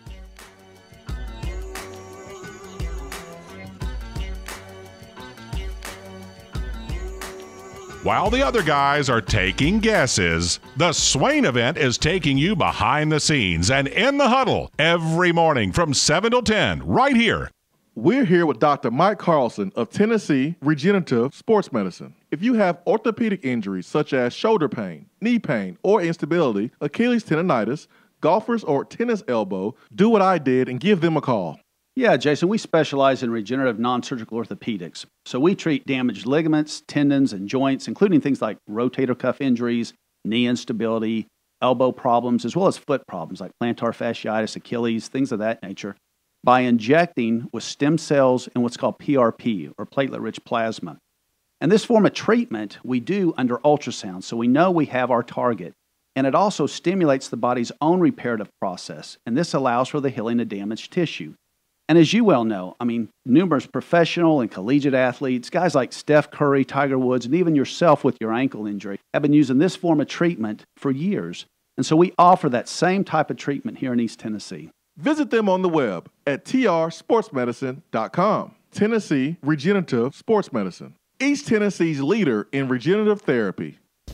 Top 100 Barbecue Restaurant Dead End BBQ is the best place in Knoxville to scratch your barbecue itch. With new specials and a new menu, there is something for everyone. Monday, Tuesday, and Wednesday, try the Smokehouse Stew. Thursday through Sunday, the Hillbilly Chili is where it's at. Don't forget the half-price wings on Tuesdays from 4 to 8 p.m. and the salmon plate on Friday. The people spoke and Dead End listened, adding Dead End Society favorites like the Bernie Mac, Randall's Kitchen Sink Burrito, and the Barbecue Cheddar Meatloaf to the menu full time. Whether it's a game day or any day, at Dead End Barbecue, the mouth-watering barbecue search is over. We have all made the mistake of dropping or breaking our smartphones. See? But did you know that you can have it repaired for a fraction of the cost that it takes to replace it? Well, you can, because iDrop is the area's leading mobile repair store, home of the 1 hour or less phone repair, 1 year parts warranty, and #1 customer service. Broken screens, cracked cameras, charging ports, batteries, you break it, we'll fix it. If you didn't break your phone, protect it with one of our leading accessories such as LifeProof, OtterBox, UAG, Incipico, Caseology, and Spec. Visit our West Hills location at 7115 Kingston Pike between Office Depot and Hardee's, or call 865-888-9740 and speak with our trained technicians to see how we can get your phone working today. Are you ready to buy, sell, or invest in real estate? Then call me, Jennifer Morris, with Keller Williams Realty at 865-694-5904. Listen to what the Townsend family had to say. After having listed our home with another agent, Jennifer's marketing approach was a breath of fresh air. She priced our home competitively, strategized the best time to list, and began planning our open house. She aggressively negotiated with the buyer and kept us informed during the entire process. Jennifer took away the stress of selling our home, and we would not hesitate to use her again in the future. Are you ready to buy, sell, or invest in real estate? Then call me, Jennifer Morris, with Keller Williams Realty at 865-694-5904. When you see the happy face on our truck, you'll be smiling because you'll know that you're in love. It's freezing in here, Mary. What's wrong with your heater? The repairman can't get here till next week. Sugar, you've got the wrong guy. My guy is fast and has free heating service calls when he does the repair. Hi, I'm Jimmy Hiller. Take advantage of a free service call with any repair. Call the Happy Face Truck today. If you aren't following the Swain Event on Twitter, then are you even on Twitter? Hit that follow button. It's the right thing to do.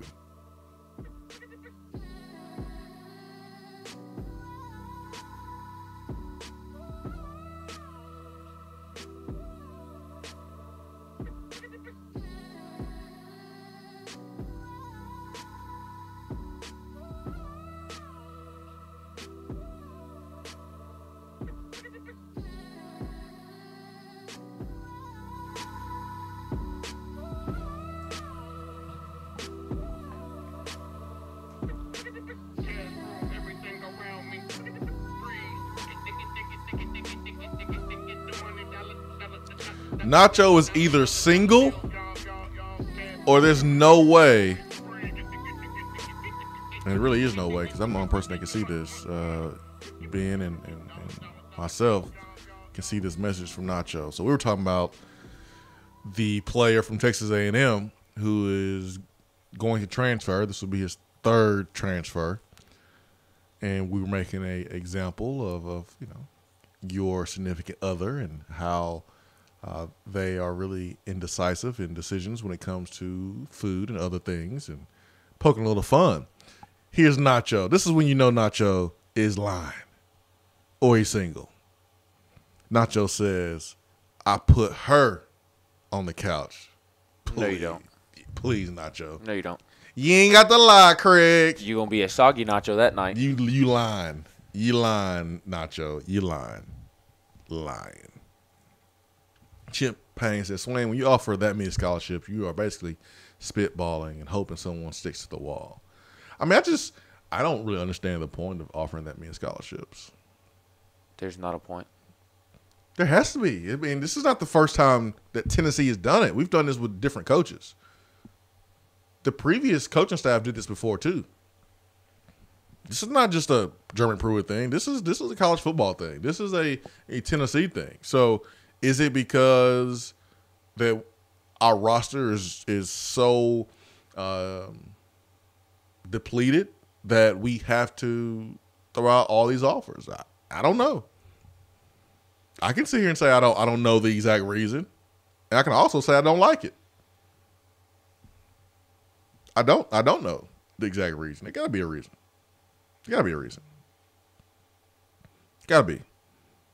865-255-03 B-Dry Waterproofing Hotline. Levi Reed says that Williams and Bone both return. Could this team make a similar run this season down Admiral and Alexander? I think so. I've said it before. I think Tennessee will be a top 15 team next year if Grant Williams and Jordan Bone return. Next year's team is going to be good, assuming those two return. Like, Tennessee's not going to have some steep fall off. You'll have, in my opinion, in order to win in college basketball, you have to have an experienced team and good guard play. And Tennessee will have 3 senior guards next year, a senior point guard in Jordan Bone. Jordan Bowden will be a senior. Lamonte will be a senior. Lamonte will be a fifth-year senior. And then you're adding a 5-star in Josiah James, who will absolutely play minutes next year. And then on top of that, you'll have Grant Williams in the post with a junior, John Fulkerson, a redshirt junior, John Fulkerson, who has been in the program for 4 years. Derek Walker will be a junior. I think Derek Walker will be back. I saw that look he gave me. The one that I'm not so confident will be back is Zach Kent, the redshirt freshman. You missing another one. And then DJ Burns will be ready to play at the redshirt freshman. I'm talking about what post player am I missing?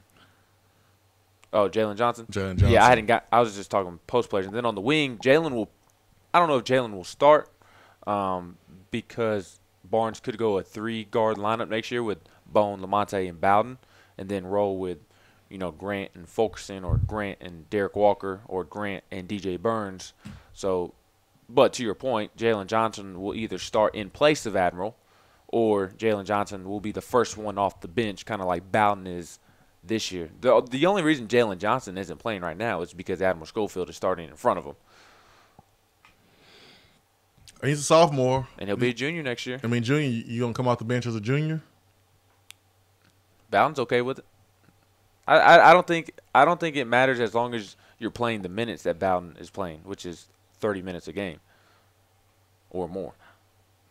Jalen Johnson will have to be tougher with the basketball offensively. Better defense. And he would need to play better defense. And if he does not, he's going to be in the same position as he is this year, not playing, not starting. And that, I think he is someone to watch. But to answer the question, yes, I think Tennessee can make a similar run. Do I think Tennessee could be number 1 for 4 weeks in a season? Nah. I think they could if everything broke their way. I really think next year's basketball team will still be close to as good as it was this year. And that is assuming that Jordan Bone and Grant Williams return. I mean, you have a future NBA point guard, running point guard in college, along with 2 senior guards, one who has the ability to be the best perimeter defender in the country, according to Rick Barnes, the other one who could have won 6th Man of the Year this season, and then you have a 2-time SEC Player of the Year down low in the paint, and he could win a 3rd time and a National Player of the Year by some media outlets. I think they can make a similar run. I just don't think a number 1 ranking for 4 weeks will happen. Yeah, I agree. It just would not surprise me if at some point next season Tennessee is number 1. If everything broke their way, everything would have to obviously break their way. Kansas is not going to be trash. They had just a real bad year. They'll be better. We know Duke is going to reload. We know Kentucky is going to reload. Florida's going to be good next year. They have a bunch of young players. We'll see if Mike White can coach them up, but they're gonna be good. I think Tennessee will make a run, but I think it's really hard to sit here and predict that Tennessee's going to be number 1 in the country next year. So I would probably say no if I had to put my money on it. Let's see here. Nacho says that he is lucky to have the woman he has. She puts up with me somehow. I'm scared to make her mad because I don't want to be on the streets paying the house payment still. Mm-hmm. If you say so, Nacho. If you say so. Nacho says, I like how Pruitt has done it before. You can commit, but you have to do this or we ain't going to take you. Let the kid know beforehand.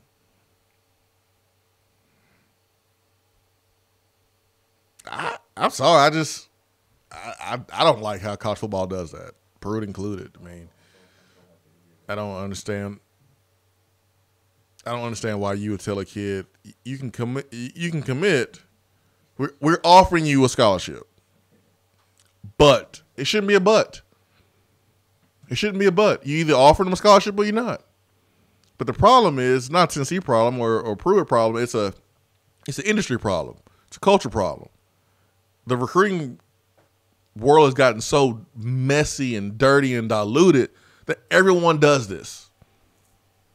And so you have to do it or you lose out on players. And if you're going to win, you got to have players. So you got to play this game that everybody else plays. And I don't like it.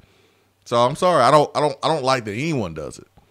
If you're going to offer me a scholarship, you should have already done your research. You should have already done your homework, and you should be ready to accept my commitment if I want to commit.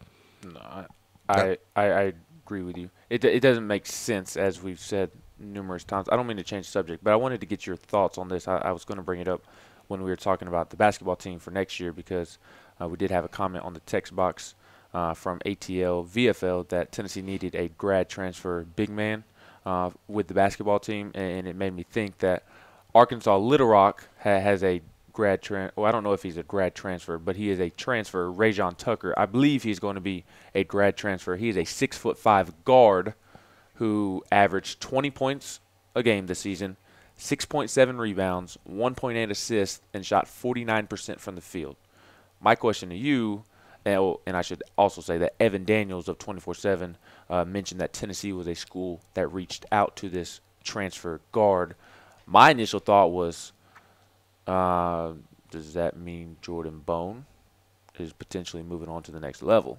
Now, granted, Tennessee did go after a fourth guard this past offseason in K-Wan 4, and that just did not work out. So maybe we know Rick Barnes loves to have veteran guards on his team. Maybe he just wants an extra one. But then there's also the kind of storyline that, what if this is Jordan Bone's replacement or a Band-Aid to kind of place on the wound if Jordan Bone were to leave? I don't think it matters if Jordan Bone is leaving or not. I think if you're Rick Barnes in Tennessee, you have to prepare and be prepared if Jordan Bone leaves. Mm-hmm. You don't want to find yourself in a situation where Jordan Bone ups and leaves and you're not ready to get his replacement. So you are honest with whoever you're thinking about bringing in to be his replacement and say, okay, if Jordan Bone leaves, this will be a perfect opportunity for you to come in and be the guy. at that same position. But if he stays, then, hey, he stays, he's going to be the guy. And you just communicate with him throughout the process. It's no different than Tennessee recruiting wide receivers and Cordell Patterson is thinking about leaving. And you're recruiting this wide receiver the entire time, and you're saying, hey, man, there's a chance Cordell Patterson may leave. The freshman wide receiver is like, man, I can come in, I can play, I can start. It's like with me. Okay, Jason Witten could have came back. If Jason Witten would have came back, then I would have not wore number 1. So there's a possibility I would have wore a different number. Kind of the same thing. Mm-hmm. If you're Tennessee, you communicate. Hey, man, we got guys who are thinking about the league. If he leaves, perfect opportunity for you to come in.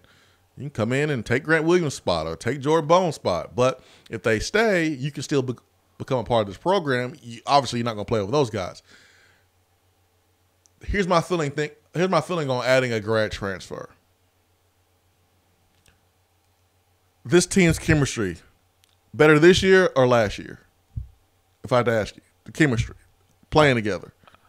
I don't think it's one way or the other. I think it's the same because it's pretty much the same group of guys. This year they have more assists, share the basketball better.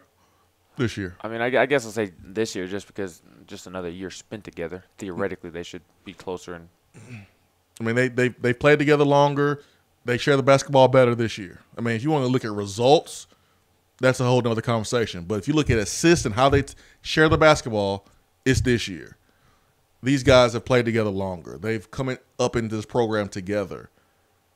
You add a grad transfer, there's a guy that's was never here, and now he has to learn kind of the culture and the system. And that's the difference between Brandon Kennedy coming in for just coming in because it's football and there's 11 guys on offense, 11 on defense, 11 on special teams. We're talking basketball where our team, only 7-8 guys are playing. Mm-hmm. So one guy can make an impact if he is not 100% on board and the other guy knows what he's thinking. Like Jordan Bone knows what other guys are thinking. Grant Williams knows what other guys are thinking. Admiral Schofield. Remember the play against Florida where Grant had the ball in the middle of the court and he just knew that Admiral Schofield was in the corner for the 3. That's because they played together for so long. He knew what Admiral was. Grant knew what Admiral was going to do. Admiral knew what Grant was going to do. That was a game at Florida that sealed the deal against the Gators, and the team did the Gator Chomp. You won't have that same type of chemistry with a grad transfer. Now, a grad transfer can fix, little holes here and there. It could be a Band-Aid. But I'm not saying don't do it, but I am saying that's what you have to deal with when you add someone that you don't bring up into the program like you did a Jordan Bone, Grant Williams, Admiral Schofield. All these guys have played together for so long. What happened? Something happened over there? Somebody asked on the text box if Amari Rogers had tore his ACL. So I Twitter searched his name, and an hour ago there's an update about him getting injured in practice. So I don't know. It says the news doesn't sound good, but I can't read it. It's on the Clemson Rivals site. So apparently he was carried off the practice field Monday with some sort of leg injury. He just tweeted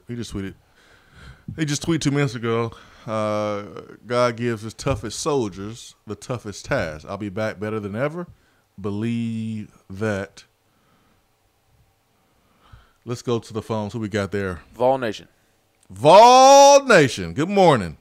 Hey, family. How y'all doing, man? I'm great, man. How are you, brother? I'm doing pretty good. Just married my daughter off this past weekend, so that went out without a hitch. She had a great time. I think everybody had a great time, and they're off in Barcelona now and enjoying some time together. So definitely an adjustment for Daddy not having his little girl, but I think they're gonna do well together, man. Congratulations, man. Yes, sir. Yes, sir. You got a little bit of time to have to worry about all that, but enjoy the moment, man. Enjoy the moment. It goes by fast. Hey, I was listening to you guys earlier, and I know, like I said, looking at next year, I think they're going to be fine. I do think they need to probably look at getting another big man down low, but I think Fulke is actually going to do pretty good. I think he's got to work on his inside game and get a little bit more confidence down there, but defensive rebounding, blocking shots, hustling, I think he does a really good job. So I'm hoping by next year that switch turns on for him, and then they gain a little bit more confidence to get him on the block and do some work down there, especially if he can do a little work with Grant down there. I think they're going to be special next year as well. Bringing in that other point guard, I think, and he may be point/off or whatever. But I think that's just going to benefit the team. Of course, he's a freshman, so even though he's got a 5-star by his name, you don't know what's going to happen until he actually gets on the court. But I believe that they're a great evaluator of talent, and I think they're going to come in and do some work. Admiral had a quote over the weekend that stood out to me. He said that they wish that John Fulkerson realized how good he was, because his teammates know how good he can be, and that Admiral wished that John Fulkerson knew that. Yeah, I think that's beneficial. But like I said, once again, he's a sophomore, isn't he? Yes, redshirt sophomore. Yeah, redshirt sophomore. So, I mean, I think that just comes with age, playing time, and actually getting the ball on the block and going to work. I mean, you look at Williams, and he's very comfortable down there, but they feed him, and he's made plays and stuff like that. And I think Fulke, and I'm not sure about his high school career, but since I've seen him be here, they've given him some opportunities, and he's looked a little awkward at times, and sometimes, it just takes time to develop.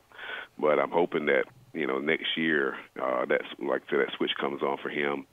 In the off season, they do some good work with him to build his confidence, and maybe that realization takes place. And I think it could be really something serious down there, at least equivalent to what Kyle has been this past season, if not even a little bit better, just because of his mentality and his willingness to be a little bit more physical at times.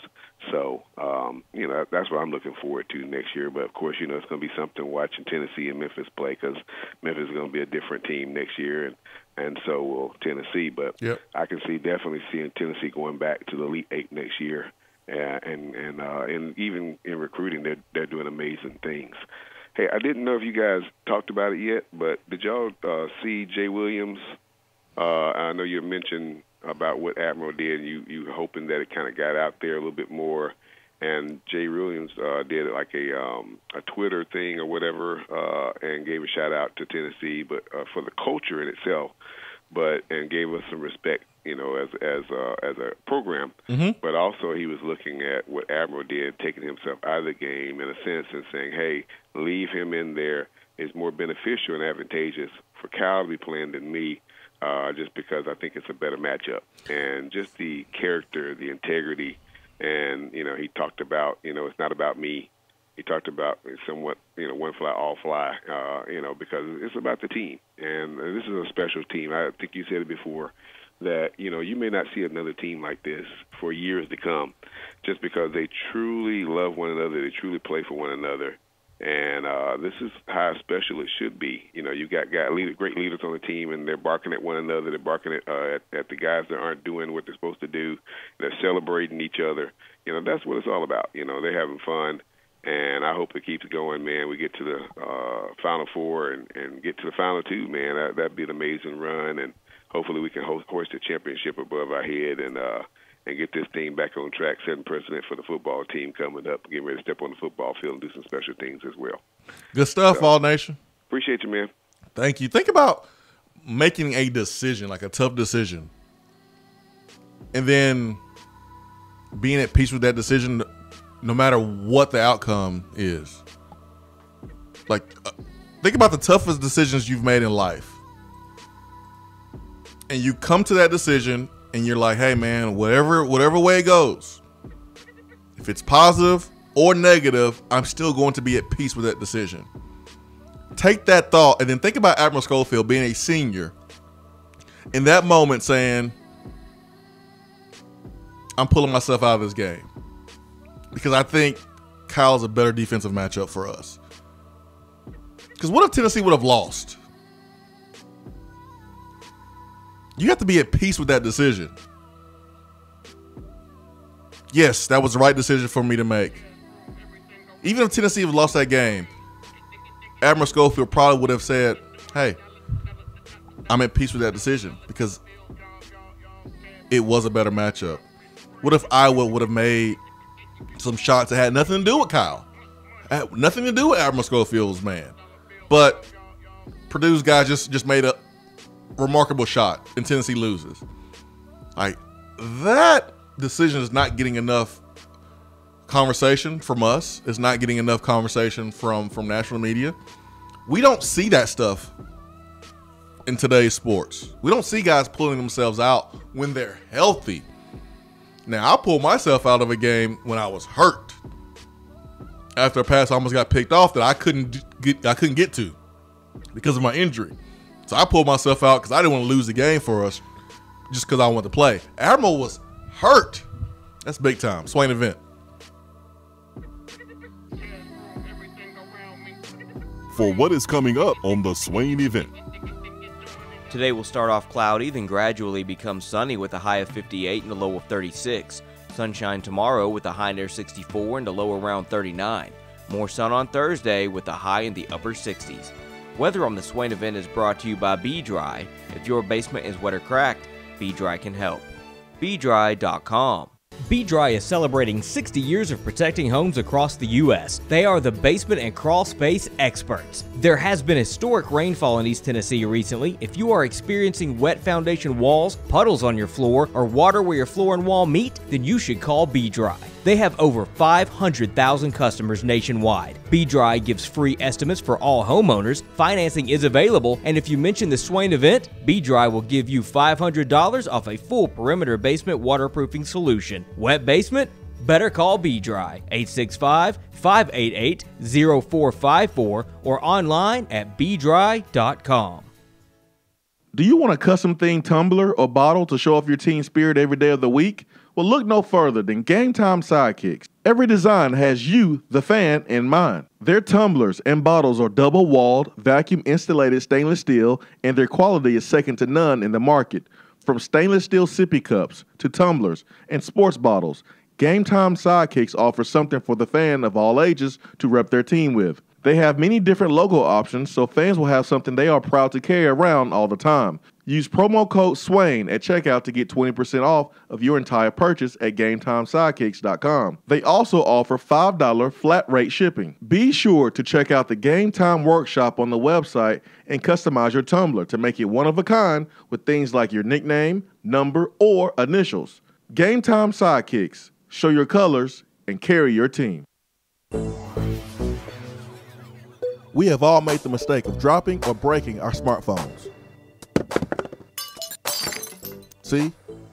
But did you know that you can have it repaired for a fraction of the cost that it takes to replace it? Well, you can, because iDrop is the area's leading mobile repair store, home of the 1 hour or less phone repair, 1 year parts warranty, and #1 customer service.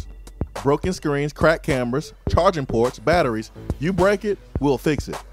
If you didn't break your phone, protect it with one of our leading accessories such as LifeProof, OtterBox, UAG, Encyclico, Caseology, and Spec. Visit our West Hills location at 7115 Kingston Pike between Office Depot and Hardee's, or call 865-888-9740 and speak with our trained technicians to see how we can get your phone working today.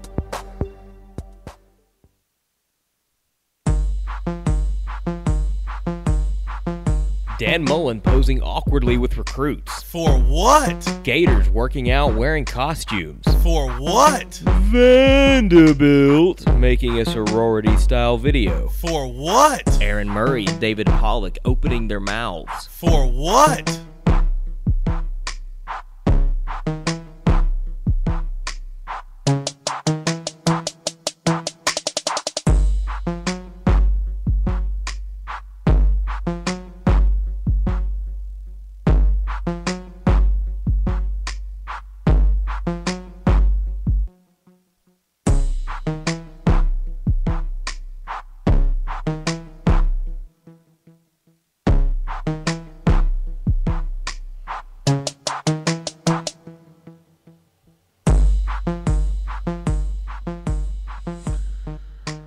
All right, it's time for what here on the Swain Event.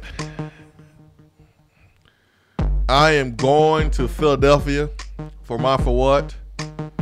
Naked bicyclists say they were so cold riding around Philadelphia last September that this year they'll do it in August.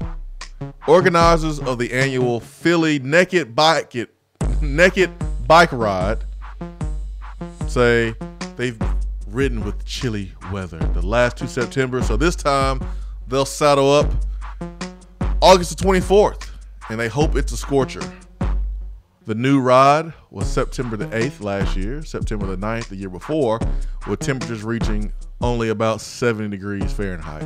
Participants in the ride can go as bare as they dare. Some of the cyclists wore their birthday suits with body paint or glitter, while others wore underwear or masks. They pedaled past sites including Independence Hall and the Liberty Bell.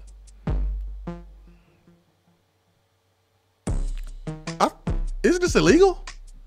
Isn't this indecent exposure? Sounds like it. And doesn't that hurt?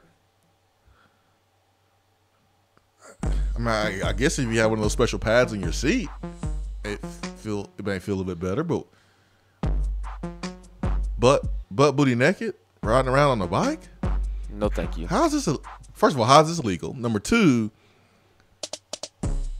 you blaming the cold weather when it's 70 degrees outside? Is that what you're doing? It's 70 degrees and you blaming the cold weather? Mm-hmm. All right, buddy. Buddy. I have no comment. 70 degrees, but you talking about it's too cold out here. Nah, man, don't blame the weather. It's just you. Yeah, so these bicyclists, they get a for what, man? They do. We're gonna play a little game that we're gonna have to do during the break for what. Kelsey Miller sent it to me last week, and I forgot to bring it up. But what I want you to do, Swain, is I want you to Google Florida Man. Okay. Followed by your birthday. So your birthday's July 27th. 27th. So Google Florida Man, July 27th, and tell me what you get. Yeah, I saw this last week and I did not do it. Boy. All right, I may need to break to find mine here. Boy. Yeah, man. Please don't. I hope this one's not it. All right, I'm gonna need some time. I'm going to need the break to be able to execute this the right way. So we'll take a break. Hour 3 is coming up.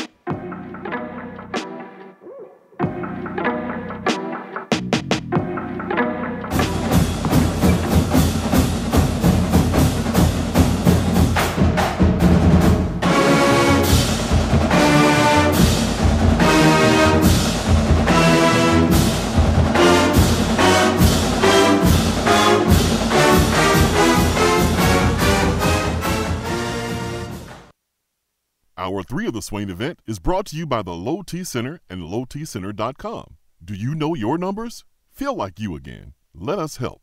VFL's Jason Swain and Todd Kelly here with our Men on Football and Smoothie segment. Let's discuss some of our favorite smoothies and how they impact our lives.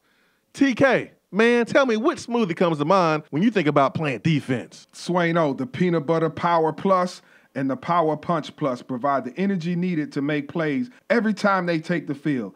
Then you have the Gladiator and the Hawk, nutrition every dominant player has to have. Bottom line, everyone wants to be a dominant player. Now, Swain, you tell me about the offensive side of the ball. TK, it's simple. You always score with Smoothie King. The shredder personifies what we are going to do to opposing defenses. The Berry Punch and Activator will light up the scoreboard. And in case we need to go into overtime, the Pure Recharge will put us over the top for the win. Swain-O, you know I love football and Smoothie King. I'm a VFL, a Smoothie King for life. The Chocolate Gladiator and the Chocolate Shredder with the scoop of peanut butter, oh, that's my go-to smoothie. They get a chest bump all day. Yes, sir. This concludes our Men on Football and Smoothie King segment for today. Don't forget the Sip by Sip program. Use Smoothie King as a meal replacement 5 or more times a week, and you'll feel and see the difference. Smoothie King, the healthy alternative to fast food. Delicious and nutritious. TK.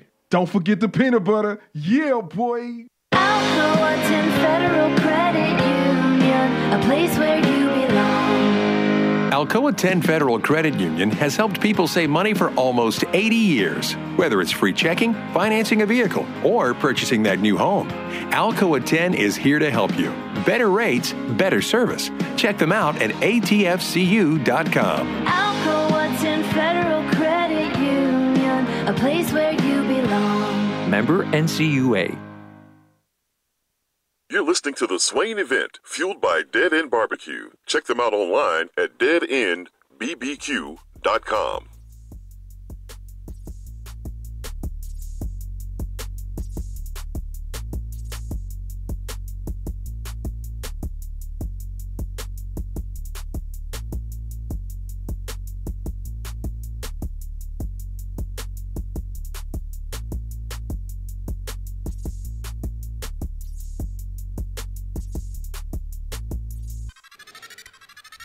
I mean, we could technically save some of these for what's for tomorrow, but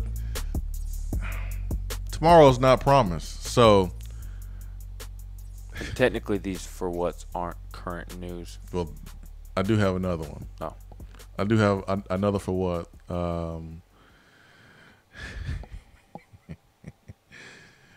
So I wish I had a better article to kind of look from, but let me see here. Let me see if I can get it. Here we go. 19-year-old Enterprise employee spiked coworker's water with LSD. Arnold police are investigating an unusual incident that occurred at the Enterprise rental-car location. Looks like this is in Montana. Two employees became dizzy and shaky and did not know why. The workers were taken to an urgent care center, then transferred to the hospital. Officers questioned a 19-year-old male employee, and he admitted to putting LSD in the water bottles of two co-workers and a third employee's coffee cup. Police said the man told them he did it because his fellow employees had negative energy.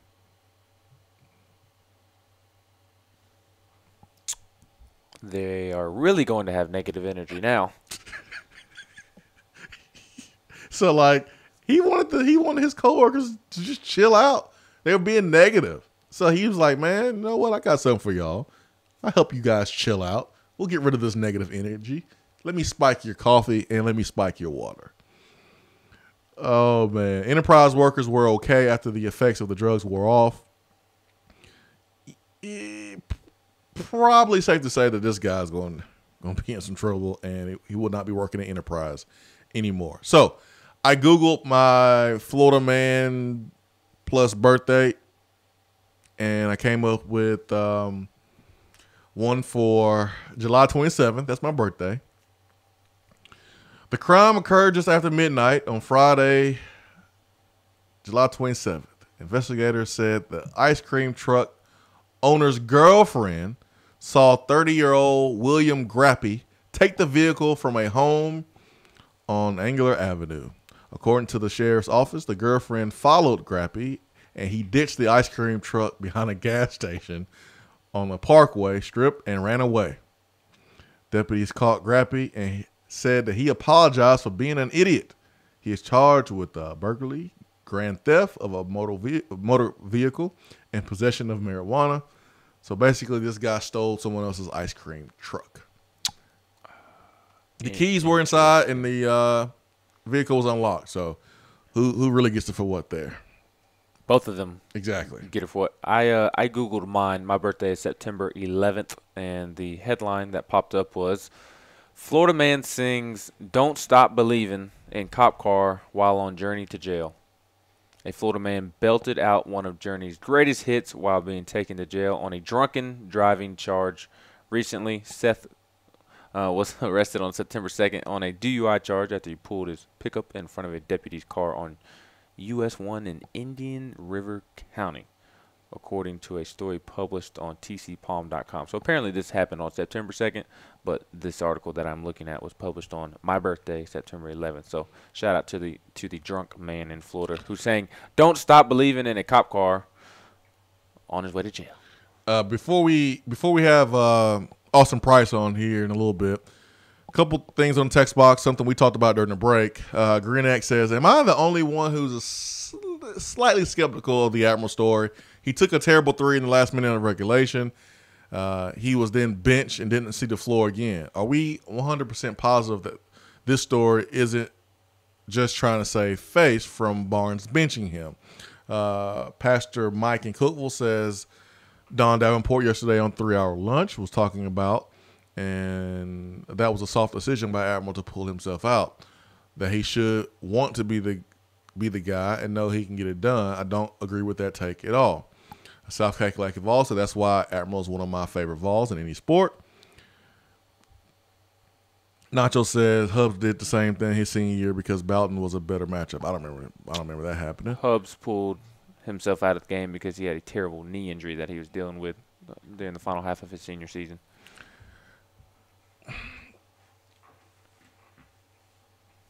If you were to ask me, do I believe Admiral pulled himself out of the game, and you cornered me and I had to say yes or no, I'm going to say yes. Here's why. I'm going to believe it without Rick Barnes' comments, because I'm going to look at what happened. Watching that game, Admiral's 3 in the regulation was not my favorite shot. Admiral did not play in the 5 minutes of overtime. Admiral Schofield, you look on the bench. Every time I looked on the bench, Admiral Schofield was the number 1 cheerleader. His reaction to when they won. Defensively, we did a really good job on Garza and Tyler Cook. We did a better job on those guys. Grant Williams did a really good job on Cook. Kyle Alexander did a good job on Garza. Like, we matched up better against the big guys when Admiral was on the bench. Those 2 reasons is why I believe it. We were better on defense, and looking at Admiral's raw emotions on the bench, like, he was cool. Like, he was the number 1 cheerleader. But theoretically, most guys would not be, but theoretically, you can get benched and still be happy for your teammates in the NCAA tournament of an overtime win. So I believe the Admiral Schofield story? Yes, I do, because I don't know, it's just funky. Yes, Admiral was benched on that final possession. There's no doubt about that. I mean, Rick Barnes said that essentially yesterday, that the 5 that they had on the court at the end of regulation was the 5 best that he felt was what Tennessee needed. He felt that was the best option for Tennessee at that point in the game, and that did not include Admiral Schofield. So theoretically, he did absolutely get benched at the end of regulation. And, maybe it did get into overtime, and Coach Barnes was going to put Admiral back in the game, and he's like, no, Kyle's a better matchup. Maybe that did happen. I am choosing to believe it, but it is a little weird. I will admit, because sure, I agree with you. Admiral was the first guy running around the court. Honestly, he was the only guy running around the court as soon as the game was over. I mean, he was super excited, and it wasn't very telling of somebody who had gotten benched. But also, if you're a senior in the NCAA tournament, this is your last ride, and your team just pulled off an overtime victory, even if I was sitting on the bench, I would still be excited. I would still have good body language. And another thing that I do think it's weird, that Admiral is all of a sudden sitting on the bench, or let me rephrase that. It's all of a sudden fine by Admiral to be on the bench, is that the game before against Colgate, he was 3 of 11 to start the game, was not playing well. You could argue that maybe somebody else being in the game would have been a better option for Tennessee, because Admiral just wasn't making shots. But then he steps up and makes 3 humongous 3-pointers. Admiral doesn't strike me the guy as the type that says, okay, I'm not cutting it right now. I'm not going to get this turned around. He is the type that continues to play hard, continues to fight through his struggles. And then all of a sudden, for the first time all season, for the first time of him being an upperclassman, all of a sudden he's on the bench. So I'm choosing to believe Rick Barnes and the storyline or whatnot. I'm not going to buy into the conspiracy theory, but there are some weird elements to it when you kind of dive into it. I mean, you just think about Admiral's position. What position does he play? Does he play? Is he a 3? Is he a 4? Probably both. Like a combo guard. So if he's a combo guard, there's going to be times when like the other team's going to have 2 trees in there. And so what does that put Admiral? Does it put Admiral on a smaller, quicker guard? If the other team plays 3 guards, 3 small guards with 2 big trunks, and you have Grant and Kyle in, that kind of leaves Admiral in no man's land. Either you take out Kyle Alexander, and now Admiral has to play a taller, bigger, stronger post player, or you keep Kyle in, and then you take out a guard, and then Admiral has to guard a faster, smaller, quicker guard. So Admiral sometimes, man, gets in no man's land with this matchup. Right. It reminds me a little bit of like Isaiah Thomas with the Celtics a couple of years ago. He was their best player. He was averaging 30 points per game. He was lighting it up. But on defense, terrible. He's 5'8". He's 5'9". Who can he guard? Just post him up. I mean, James Harden is a great example of this, arguably the greatest offensive player in history, and he can't stop a nosebleed. Not saying that Admiral can't play defense, but in that situation, wasn't a good matchup. I can believe it because Admiral was not having the best time against those two guys, and he was in foul trouble. So what's the point of having a guy in there if he's going to be super passive anyways and just let the guy score? At least Grant understands how to play with those fouls. He only had 3, but Grant was going up vertically. He's more physical. He's taller. He's smarter as a defender. I believe the story. If I had to answer yes or no, do I believe it? I'm going to say yes. Yeah, I'm with you. Like I said, I believe it too. But there are some funky quirks to it. Yeah, because we don't see unselfishness like that. Yeah. In today's world of sports. But at first, when the story kind of first got out there, everybody assumed that Admiral had pulled himself out on that final play of regulation, which that was not the case. He was quote unquote benched for that final possession. See, I'm talking about overtime.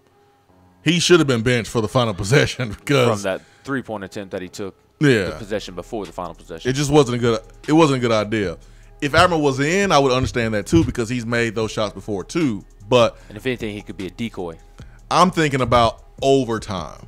You can't tell me in 5 minutes in overtime that an Admiral Schofield with 4 fouls is not going to play unless he pulls himself out or he's benched.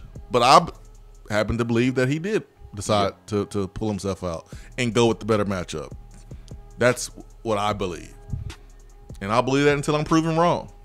It won't be the first time or it won't be the last time I've been proven wrong. But I believe. I'm with you. We talked to Austin Price of AllQuest.com coming up next.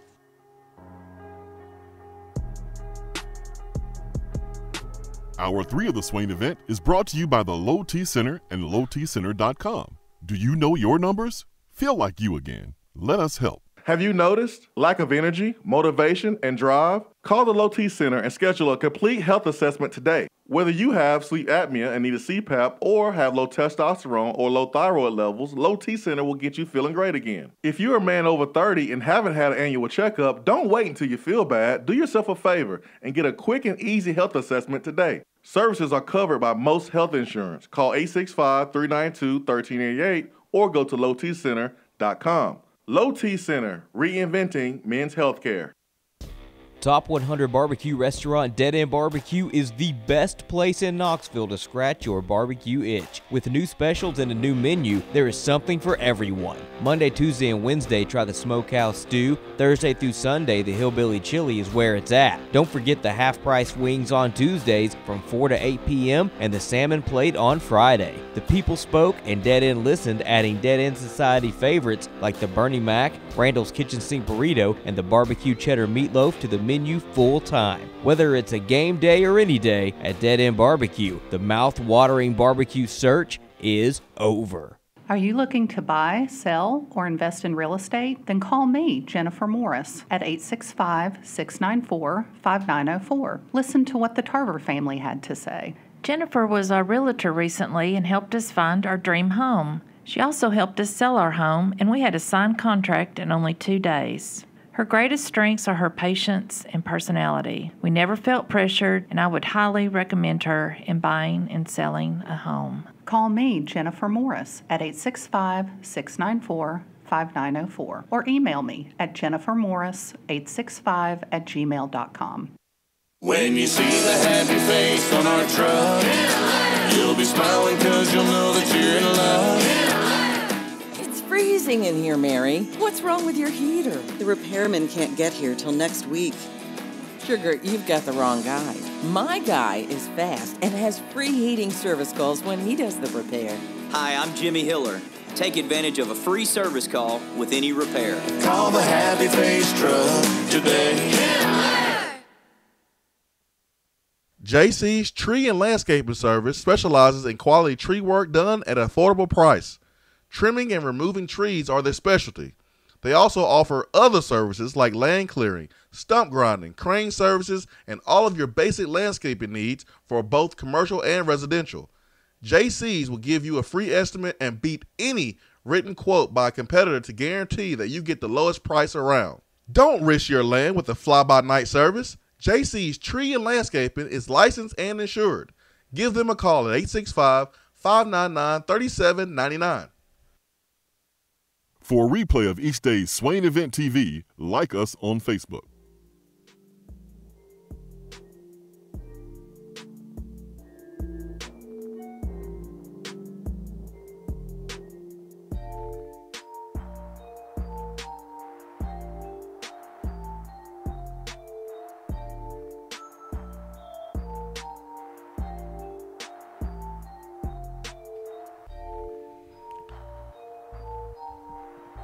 Swain Event, SwainEvent.com, fueled by Dead End BBQ, and joining us via the B-Dry Waterproofing Hotline, it is the one, the only, it is Austin Price of VolQuest.com.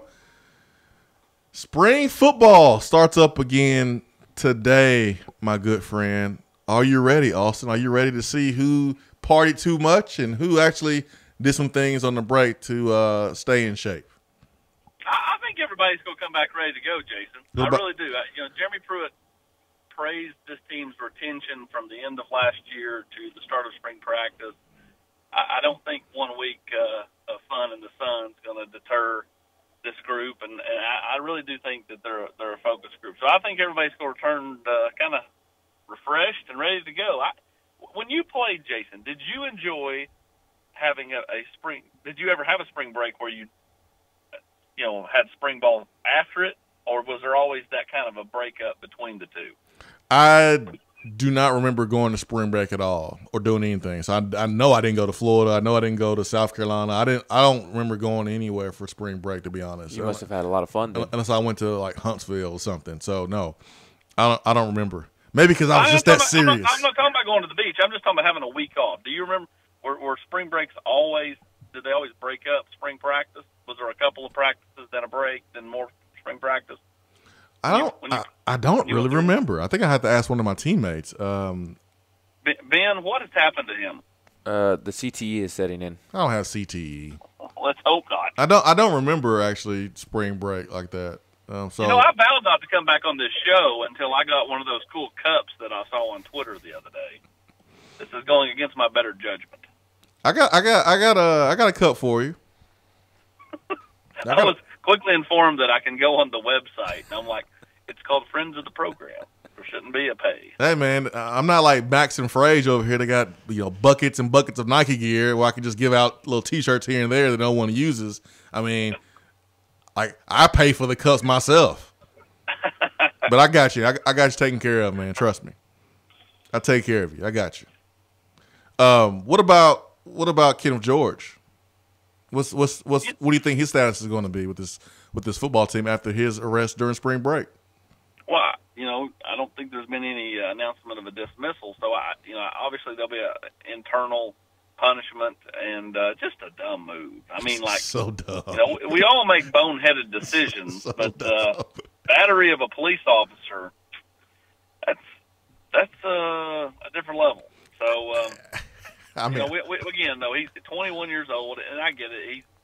He's mature enough to not make a stupid decision. But again, we've all made decisions, dumb decisions, even at our current age of 30 plus, Jason. Not dumb like that.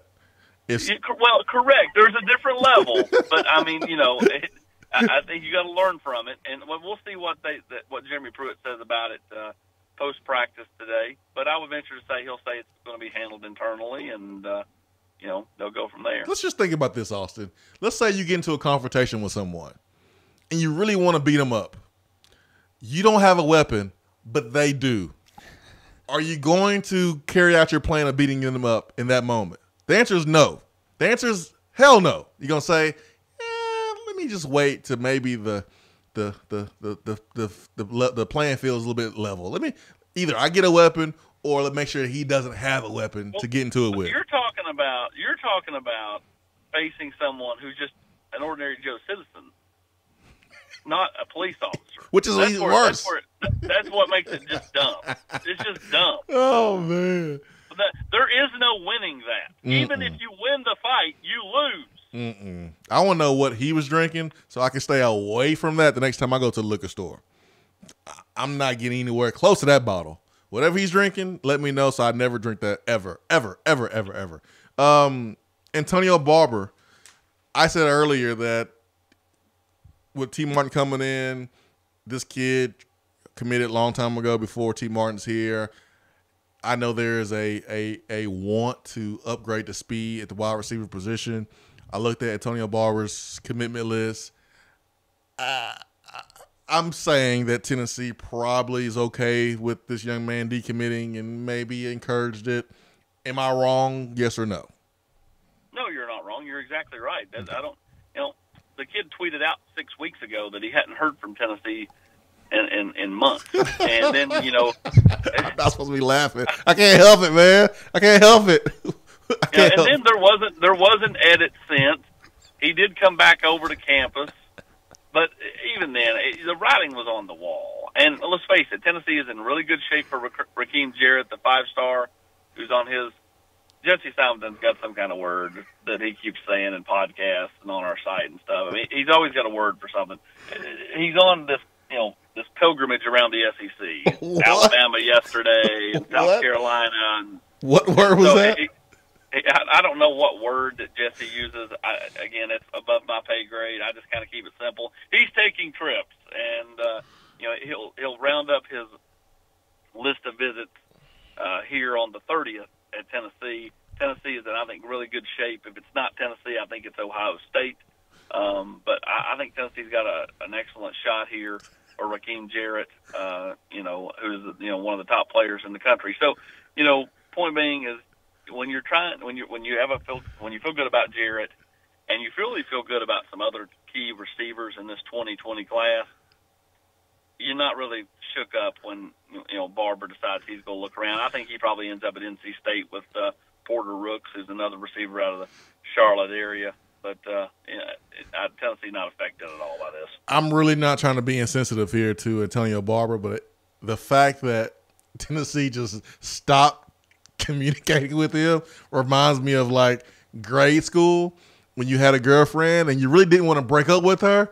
So you just stopped talking to her. You stopped calling her. You stopped talking to her in class. And then she just broke up with you. And you're like, yes, she finally dumped me. So I don't have to dump her.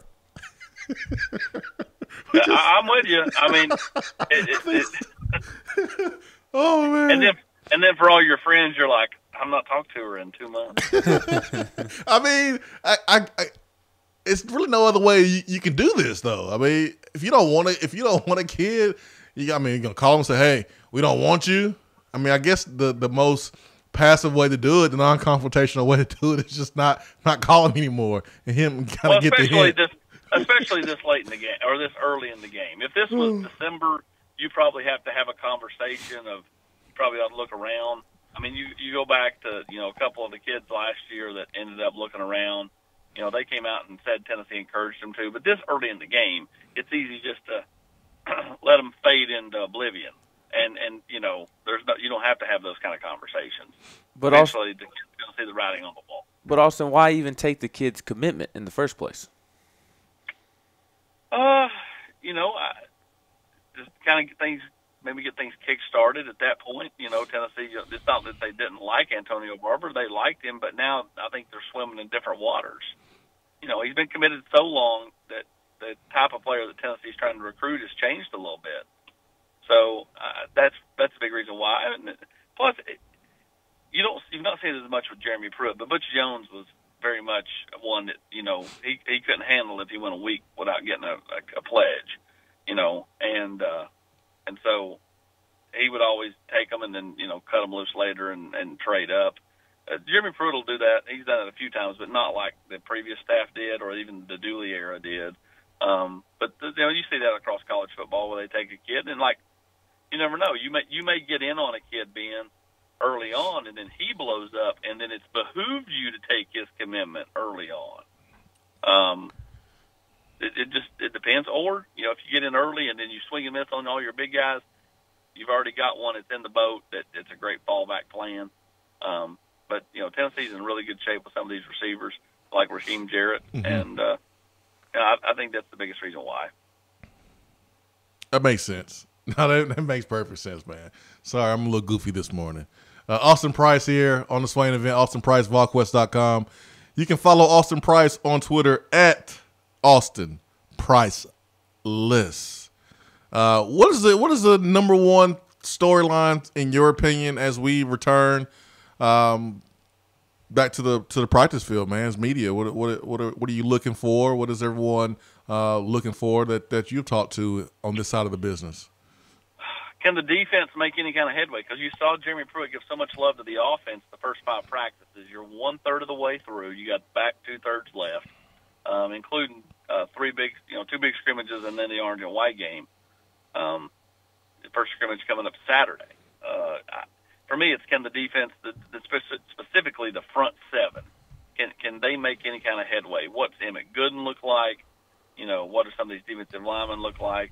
You know, the number one storyline, really, to me, it's kind of dormant right now. But if he gets eligible, will be Aubrey Solomon. But you know, right now that's kind of dormant. And what's taking so long? You know, I don't know. You know, you've seen Tate Martell get approved. You've seen Justin Fields get approved. Those are a couple of high-profile quarterbacks. You know, I guess they're just doing their due diligence. But I just know that, you know, when Martell got approved, it almost felt like, you know, the day of free agency in college football is upon us. And, you know, I just have a tough time seeing, you know, Aubrey Solomon, you know, who's, you know, going from Michigan back closer to home, not getting eligible, not getting ruled immediately eligible. Now, D'Angelo Gibbs, to me, he's a little bit different of a circumstance just because, you know, he's actually going further away from home. But, you know, we'll see. I think both of them have a shot, and I think Solomon's shot, like as has kind of been stated for a while, is better. Jarrett Garantano spent his spring break out in San Diego with one of the best quarterback coaches in the country, working on his game. Do you have any insight on how that came about and maybe how that went? I know Jarrett has done this in the past. Yeah, correct. He's went out and worked with George Whitfield before, last couple of years in San Diego, and those two have got a good rapport. Whitfield's a huge fan of JG, and just a lot of footwork stuff. You know, a lot of throwing motion stuff.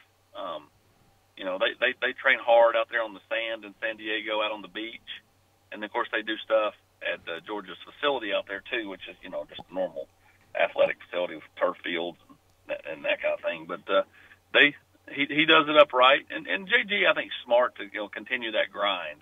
You know, because he's not like, it's not like Georgia Whitfield's like changing mechanics and stuff. He's just tightening up things, tightening up footwork, working on endurance, those kind of things. I think it's very smart for JG to make that move during the off season, and, you know, not do like Swain did and go back and eat donuts in Huntsville and then forget about it 15 years later. Yeah, I don't know what I did during spring break. I think I probably went. Well, the thing is weird though. You go home and like all your buddies in high school, they're not doing the same things that you're doing. They don't have the same vision that you have, and they don't have the same kind of skin in the game that you have. So that's why I don't remember, because it was boring, and I think I probably just hung out for a little bit with my folks, and I probably came back early. I've always done that, man. I can't stay in Huntsville for longer than 2 or 3 days without wanting to come back up here and get to work. That's how I've always operated, so that's why I don't remember.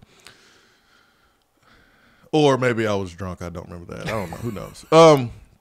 Harrison Bailey's tweet says, "Y'all trying to play together?" ? It was to Eric Gilbert, 5-star athlete. It was to Jermaine Burton. It is also to Paris Johnson, Ohio State commit. Raheem Jarrett, another player that I'm not going to try to pronounce his name, from Marietta, defensive end. B.J. Ojulari. B.J. Ojulari, there it is. And then whose older brother is a Georgia Bulldog. But B.J.'s been up here like 4 or 5 times since Jeremy Pruitt took over. So Tate Ratledge, and then Cooper Mays. How successful do you think Harrison Bailey will be recruiting some of these guys to Tennessee? Well, let's roll down the list here. Eric Gilbert's his teammate. To me, it's Tennessee, Georgia for Eric Gilbert. I'll give right now the slight edge to Georgia, just the slight edge. For me, Jermaine Burton, we'll see. To me, he's a longer shot at this point. Paris Johnson, this is another one. We'll see. I mean, he's been down here a couple of times. He's recently made his trip through the SEC, much like Raheem Jarrett. 5-star offensive tackle, has been committed to Ohio State for a while, but things kind of seem a little dicey there with he and Coach Day up at Ohio State. Raheem Jarrett, I like where the balls are there. Ojulari, if it's not going to play with his brother, I do think it is Tennessee. That's going to be another Tennessee-Georgia battle. Tate Ratledge, another Tennessee-Georgia battle. Tate grew up a Tennessee fan, going to be back in town this weekend. Would have come to town last weekend, but Tennessee was obviously not practicing, so he went to Georgia instead. He plays down at the Darlington School there in Rome, Georgia. And then Cooper Mays, what I think should be another. That really is a lot of Tennessee-Georgia battles when you look at it. I do think that Tennessee, Georgia, Florida, Auburn, all in the mix for Cooper Mays. But I would, right now, I think Tennessee's in a really good spot for Cooper Mays. Austin Price, VolQuest. Last question before we get you out of here, my friend. Do you believe that Admiral Schofield pulled himself out of the game against Iowa, or are you a conspiracy theorist here and think that he was just benched for the overtime, the end of regulation and overtime period, and that Tennessee was just trying to cover it up? No, I don't think he was benched. I think the original, when you really go back and you watch the interaction on the sideline, if you're a senior and you've got pride in yourself like Admiral does, and you had been benched, I think the reaction that he gave would have been far different. I originally, just the assumption I made is Rick, took him out there at the end of regulation in the first part of overtime because of the 3 that he jacked up with a ton of time on the shot clock with 30 seconds to go. But that does not appear to be the case. I'm not a conspiracy theorist. I think that it was an interesting move to put him on the bench, and even if he was the one that brought it up, and that's what the story is, it's an interesting move to go that route. But it paid off. I don't think it really matters. I mean, I think it's a moot point at this point. Tennessee's survived and advanced, and Admiral, as long as Tennessee plays a regulation game, he'll play 35 of the 40 minutes coming up on Thursday night against Purdue. Austin, this is Sports Talk Radio. We talk about stuff like this. This is what we do, man. Conspiracy theorist. Welcome to our world where we talk about things like this. No, I agree with you. I mean, Area 51. No, I agree with you. I 100% believe Admiral and Rick Barnes, but I just want to get your take on it. So, I feel the same way. His reaction. I mean, I think when it first happened, I mean, I sent a text to a couple of buddies, and I'm like, did he bench him because he shot that ball too early on the shot clock in regulation? And it was just a kind of a forced 3. I mean, he was open, but I mean, there was no rhyme or reason to pull that shot right there, like he did. I didn't get a text. When you go back and you watch the interaction, I mean, he was super positive on the sideline, and I mean, I know Admiral's a good teammate, but at that point, I think any of us with a competitive drive, unless that was the plan, would have been somewhat disenchanted. I didn't get a text, Austin. Let's see if I'm missing a text from you. I didn't get a text during the game from you. Because I never got a tweet back from you about the cup from earlier last week. Oh, so you was mad at me? You decided to omit me from the buddies group text? Is that what it is? No. All right, Austin, man. First week back, spring practice. What's going on at VolQuest.com this week? Oh, a lot of basketball coverage. Brent Hubbs Yes. and Rob Lewis will head off to Louisville for Tennessee's Sweet 16 matchup with Purdue. Vols will meet the media tomorrow. We'll have practice coverage today. Jesse Simonton and I will. Jeremy Pruitt will speak after practice tonight. First time we've heard from him in over a week. And just recruiting coverage as Tennessee gets ready to host some more prospects on campus this week. And just get back after it on the football field as Vol Nation really, football flies under the radar right now with this basketball team on the run they're on. Yes. I like it. Let's see if the defense steps up this week and kind of answers. I'm pretty sure Ansley and Pruitt will challenge these guys on defense because offense has been kind of getting the best of them in the first half of spring practice. So, Austin, thanks so much for the time, man. Thanks, Wayne. Appreciate you, buddy. Austin Price, VolQuest.com. His time was brought to you by Jennifer Morris with the Keller Williams Realty Group. Her telephone number is 865-257-7897. If you're looking to buy a home, sell a home, or invest in a property, Jennifer Morris is your number one selection. No nonsense. You've heard the testimonials on this program. She has a client's best interest in mind. Give her a call. She hung out with us at Dead End BBQ on Friday. We had a really, really good time. You will love Jennifer. Straightforward. We're going to get no wishy-washy business. She's the best. Give her a phone call. 865-257-7897. That is Jennifer Morris with Keller Williams Realty. Swain Event will continue after this.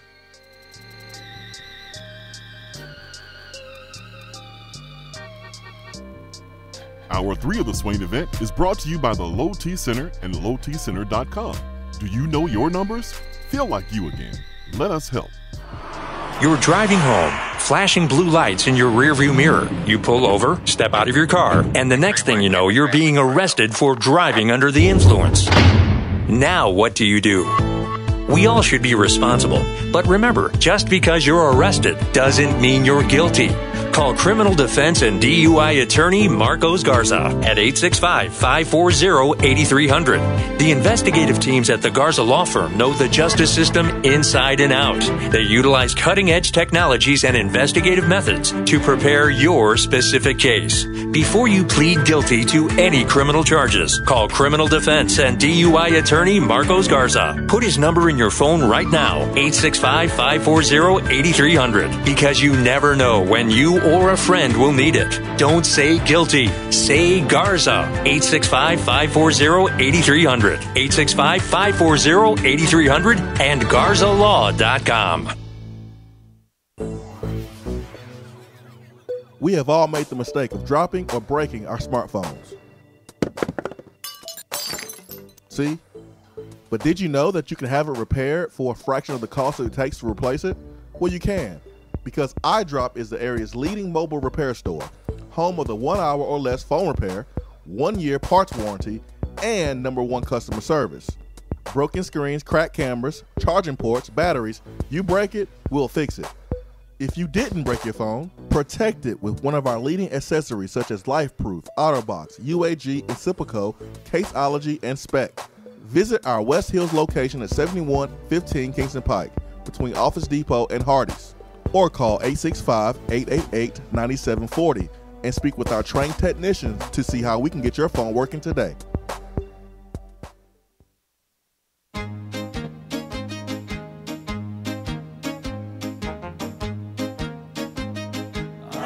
Goes your car insurance. Nobody likes surprises, so switch to Erie Rate Lock. Get a great rate that stays that way even after an accident, ticket, or inflation. In fact, it's locked until you change a car, driver, or your address.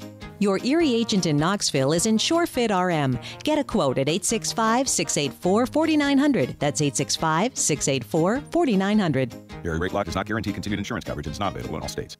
At work? Can't call in? Don't feel bad. You can talk to the guys on the text box. It's part of the free Swain Event app.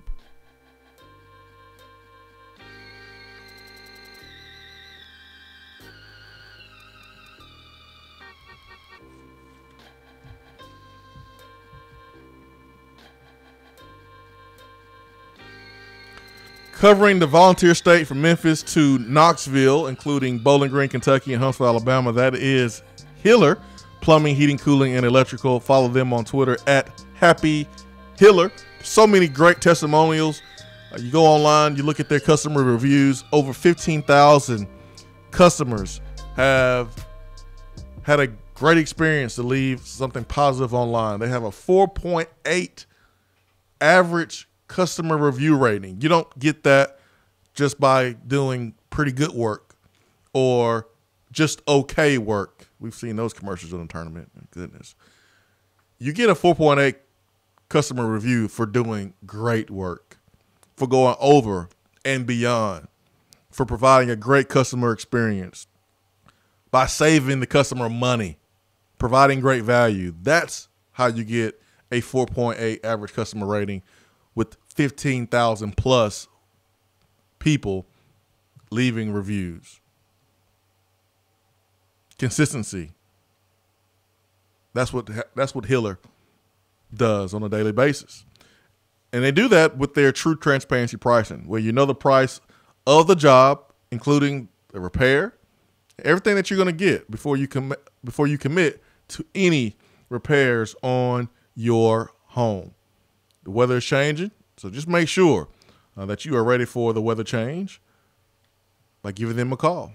Let them check out your plumbing, heating, cooling, or electrical there at your home. Hour 3 is powered by Low T Center and lowtcenter.com. Reinventing men's healthcare. Ben McKee, Jason Swain here with you. I got a chance to check out Brent Doherty's tweet from yesterday.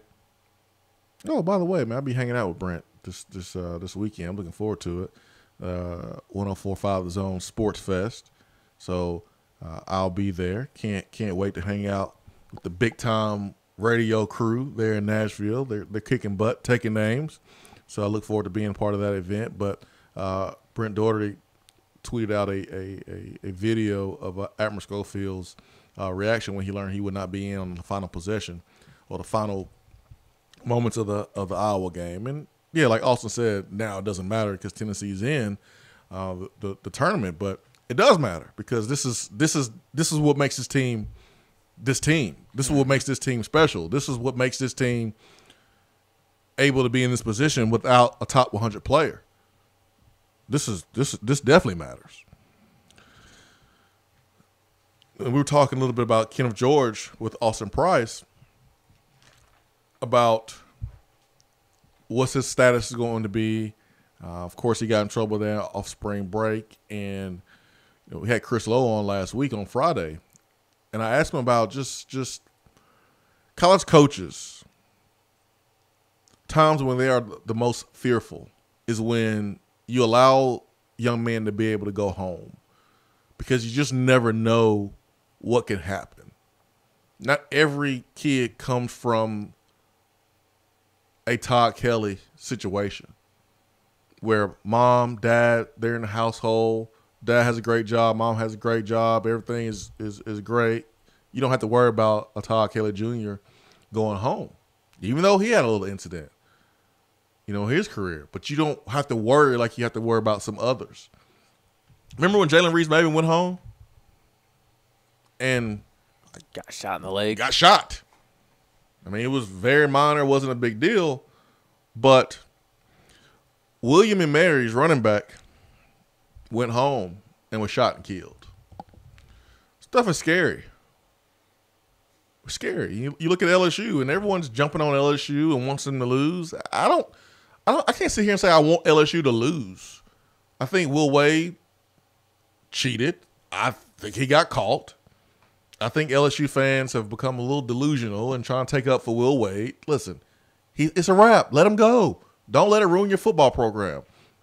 I do understand the LSU fans feeling like, okay, what about the Blue Bloods who never get slammed, the Kansas, the Dukes? What about them? Cool, whatever.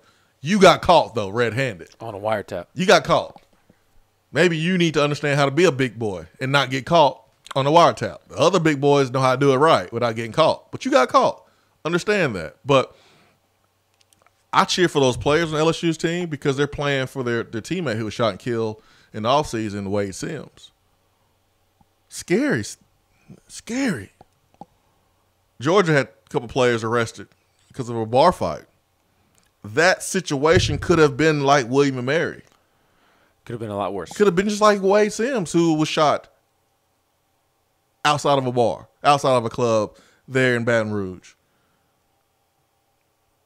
The positions you put yourself in, it matters whether you think you're doing anything or not.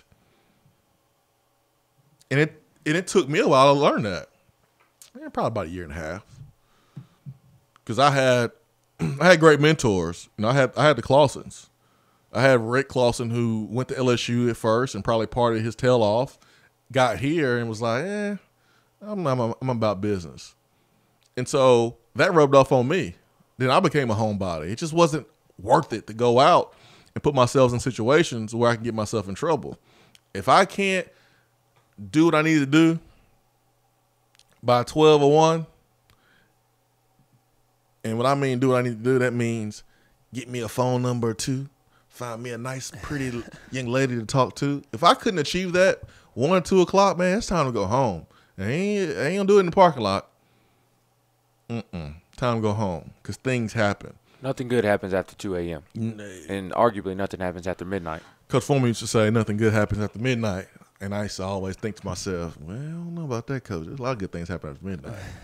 But 2 is too late. 2 is way too late to be out, especially after the club is closing. Like the outpour, the pour out from the club to the parking lot. I never really liked those moments. I like to try to get out before the club closed and try to be on my way then. But you never know when somebody's going to start popping off at the mouth. You just don't know, man. You never know what somebody's carrying. When you come to school, you're the big man on campus. But this ain't like at Auburn where the campus is the town. This is Knoxville, where you have other people who live here who may not necessarily like that you are the most popular males in the city. And students don't always date students. Students may go out and talk to other local girls, and they may be a problem. You go out to the club. It ain't just a college party. When you go to the old city or you go to some other parties, there's other locals there. And so you can get yourselves in some trouble. I remember I was a senior, and we were out. It was in the old city. And I won't say the other player's name, but he was 2 years younger than me. And I remember we were leaving the club, and he was like verbally getting into it with someone else who was a local. And the local told him, I'll be back. I'm going to the trunk. Well, I know what that means. He ain't going to his trunk to let you listen to one of his demo CDs. He ain't selling CDs out of the back of his trunk like Master P and T.I. used to do back in the day. He ain't about to jump your battery in your car. No, he's not about to, give you an autographed football sign. He's talking about some heat that he wants to put on display. I know what that means. My teammate, I'm not sure how much he had to drink, but he didn't believe him. I said, dude, if you don't get your blanketed blank in this car and come on, we're not about to stand here and find out. Like, a situation can escalate that fast. And so, yes, these young men, it's good for them to have a break, recharge the batteries, go home and see their mom, see their dad, see grandma, see friends, whatever. But you always worry that someone can get in trouble, or worst case scenario, what happened to Wade Sims at LSU, and what recently just happened to a William and Mary running back who was shot and killed. So glad to have everyone back. Glad to get going.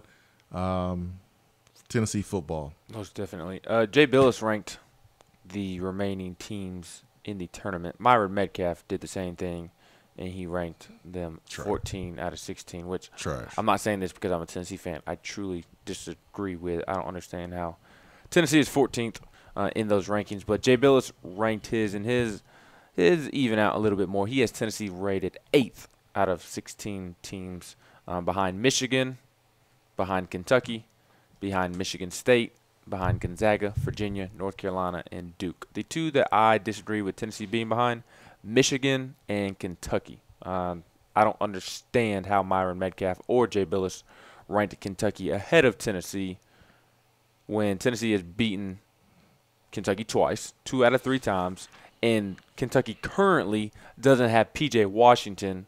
And I truly believe that if Kentucky had a tougher matchup in the second round, tougher matchup in terms of a team that isn't Wofford. Like, Wofford is very good and a very cool story, but a Power 5 team, I truly believe Kentucky loses. Kentucky is a totally different team without P.J. Washington, so how are they ranked ahead of Tennessee right now? That one does not make sense to me.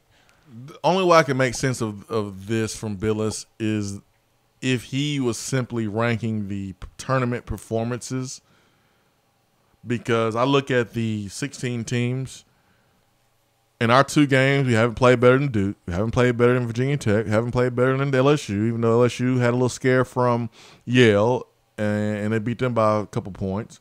But haven't played better than Michigan State. Haven't played better than Gonzaga in 2 games. Haven't played better than FSU in 2 games, or Texas Tech, or Michigan, or Virginia, or North Carolina. Kentucky, that's a toss-up because without P.J. Washington. I mean, I guess you could – I mean, if we're going off that criteria, I mean, Kentucky's win over Wofford is impressive in the sense that they were able to beat a good Wofford team without P.J. Washington. I think it's impressive the way they were able to keep – like, dude, that guy has a green light. Fletcher McGee. He has a green light, and he was 0 for 12 from 3. Now, there was one time where he had a wide-open 3, hit the back of the rim. It was online, looked like it was going in. But – every other time, dude, they were right there on his hip when he caught the ball off a screen. So you gotta give credit to the perimeter defense, Tyler Hero and Kelvin Johnson and other guys who were on Fletcher McGee. But if you're looking at tournament performances, I'm sorry, I can't put Tennessee anywhere inside the top 10. I mean, I don't understand how their performance against Colgate and against Iowa was any different than Virginia trailing at halftime to a 16 seed by nearly double digits, if we want to break it down. I mean, but they smoked them in the second half. Yeah, that's fair. But and Tennessee you could say Tennessee smoked Iowa in the first half. Yeah, but it looks better when you smoke a team in the second half than Absolutely. the first half. Yeah, and, Absolutely. Tennessee is the number 2 seed and had to battle with Colgate for 40 minutes. So did Michigan State with Bradley. Maybe not 40 minutes, but for 32 to 35 minutes, Bradley was absolutely in that basketball game. Kentucky, I mean, well, Michigan State put a thumping on Minnesota, like it wasn't even close at all. Yes, they did. So I think we can look at Duke and Virginia and Michigan State. They had that one game out of 2. To where they had a little stretch, maybe in a half or something like that, where they battled with the inferior team. But Tennessee had 2 games where one in Colgate was a 40-minute game versus the 15 seed, and then versus Iowa, you got up by 25, and then you almost had the worst collapse of NCAA tournament history. You won the game, but as we compare Tennessee to other teams in the Sweet 16. Other teams have played better in 2 games. Right. But and that's fine. But Jay Billis is ranking this based off the 16 teams and likelihood of them winning a national championship. Okay. And I don't think that there are 7 teams that have a better chance than Tennessee, especially Michigan and Kentucky. I think Billis is putting a lot of stock in who's playing the best right now. And draw, the teams draw the rest of the way, taken into consideration as well. Yeah, I'm sorry, I still don't like Michigan. So I mean, to have Michigan up there, I think I think Texas Tech will beat them. If they don't beat them, I think Gonzaga or Florida State will. I just don't think they're going to make it to the Final Four. I actually had them losing earlier, but hey, it is John Beilein, and he is a wizard around this time. But I'm not going to sit here and like be upset at Myron Metcalf's, ranking. I disagree. I'm not going to be upset at Jay Billis's rankings. I kind of more agree with Billis. As a Tennessee fan, when someone says something that's not favorable, our first instinct is to pop off at the mouth, right? And like, we do How that. dare you? Yeah, we do that first. I just don't care because it doesn't matter. It is just a talking point. Yeah, it just really doesn't matter because every team has an equal opportunity to go win a championship. Each of the 16 teams, you control your own destiny to go win a championship. So if you play better than your opponent, it doesn't matter if you have not played better than the other 15 teams. All you have to do is play better than your opponent that day. Mm-hmm.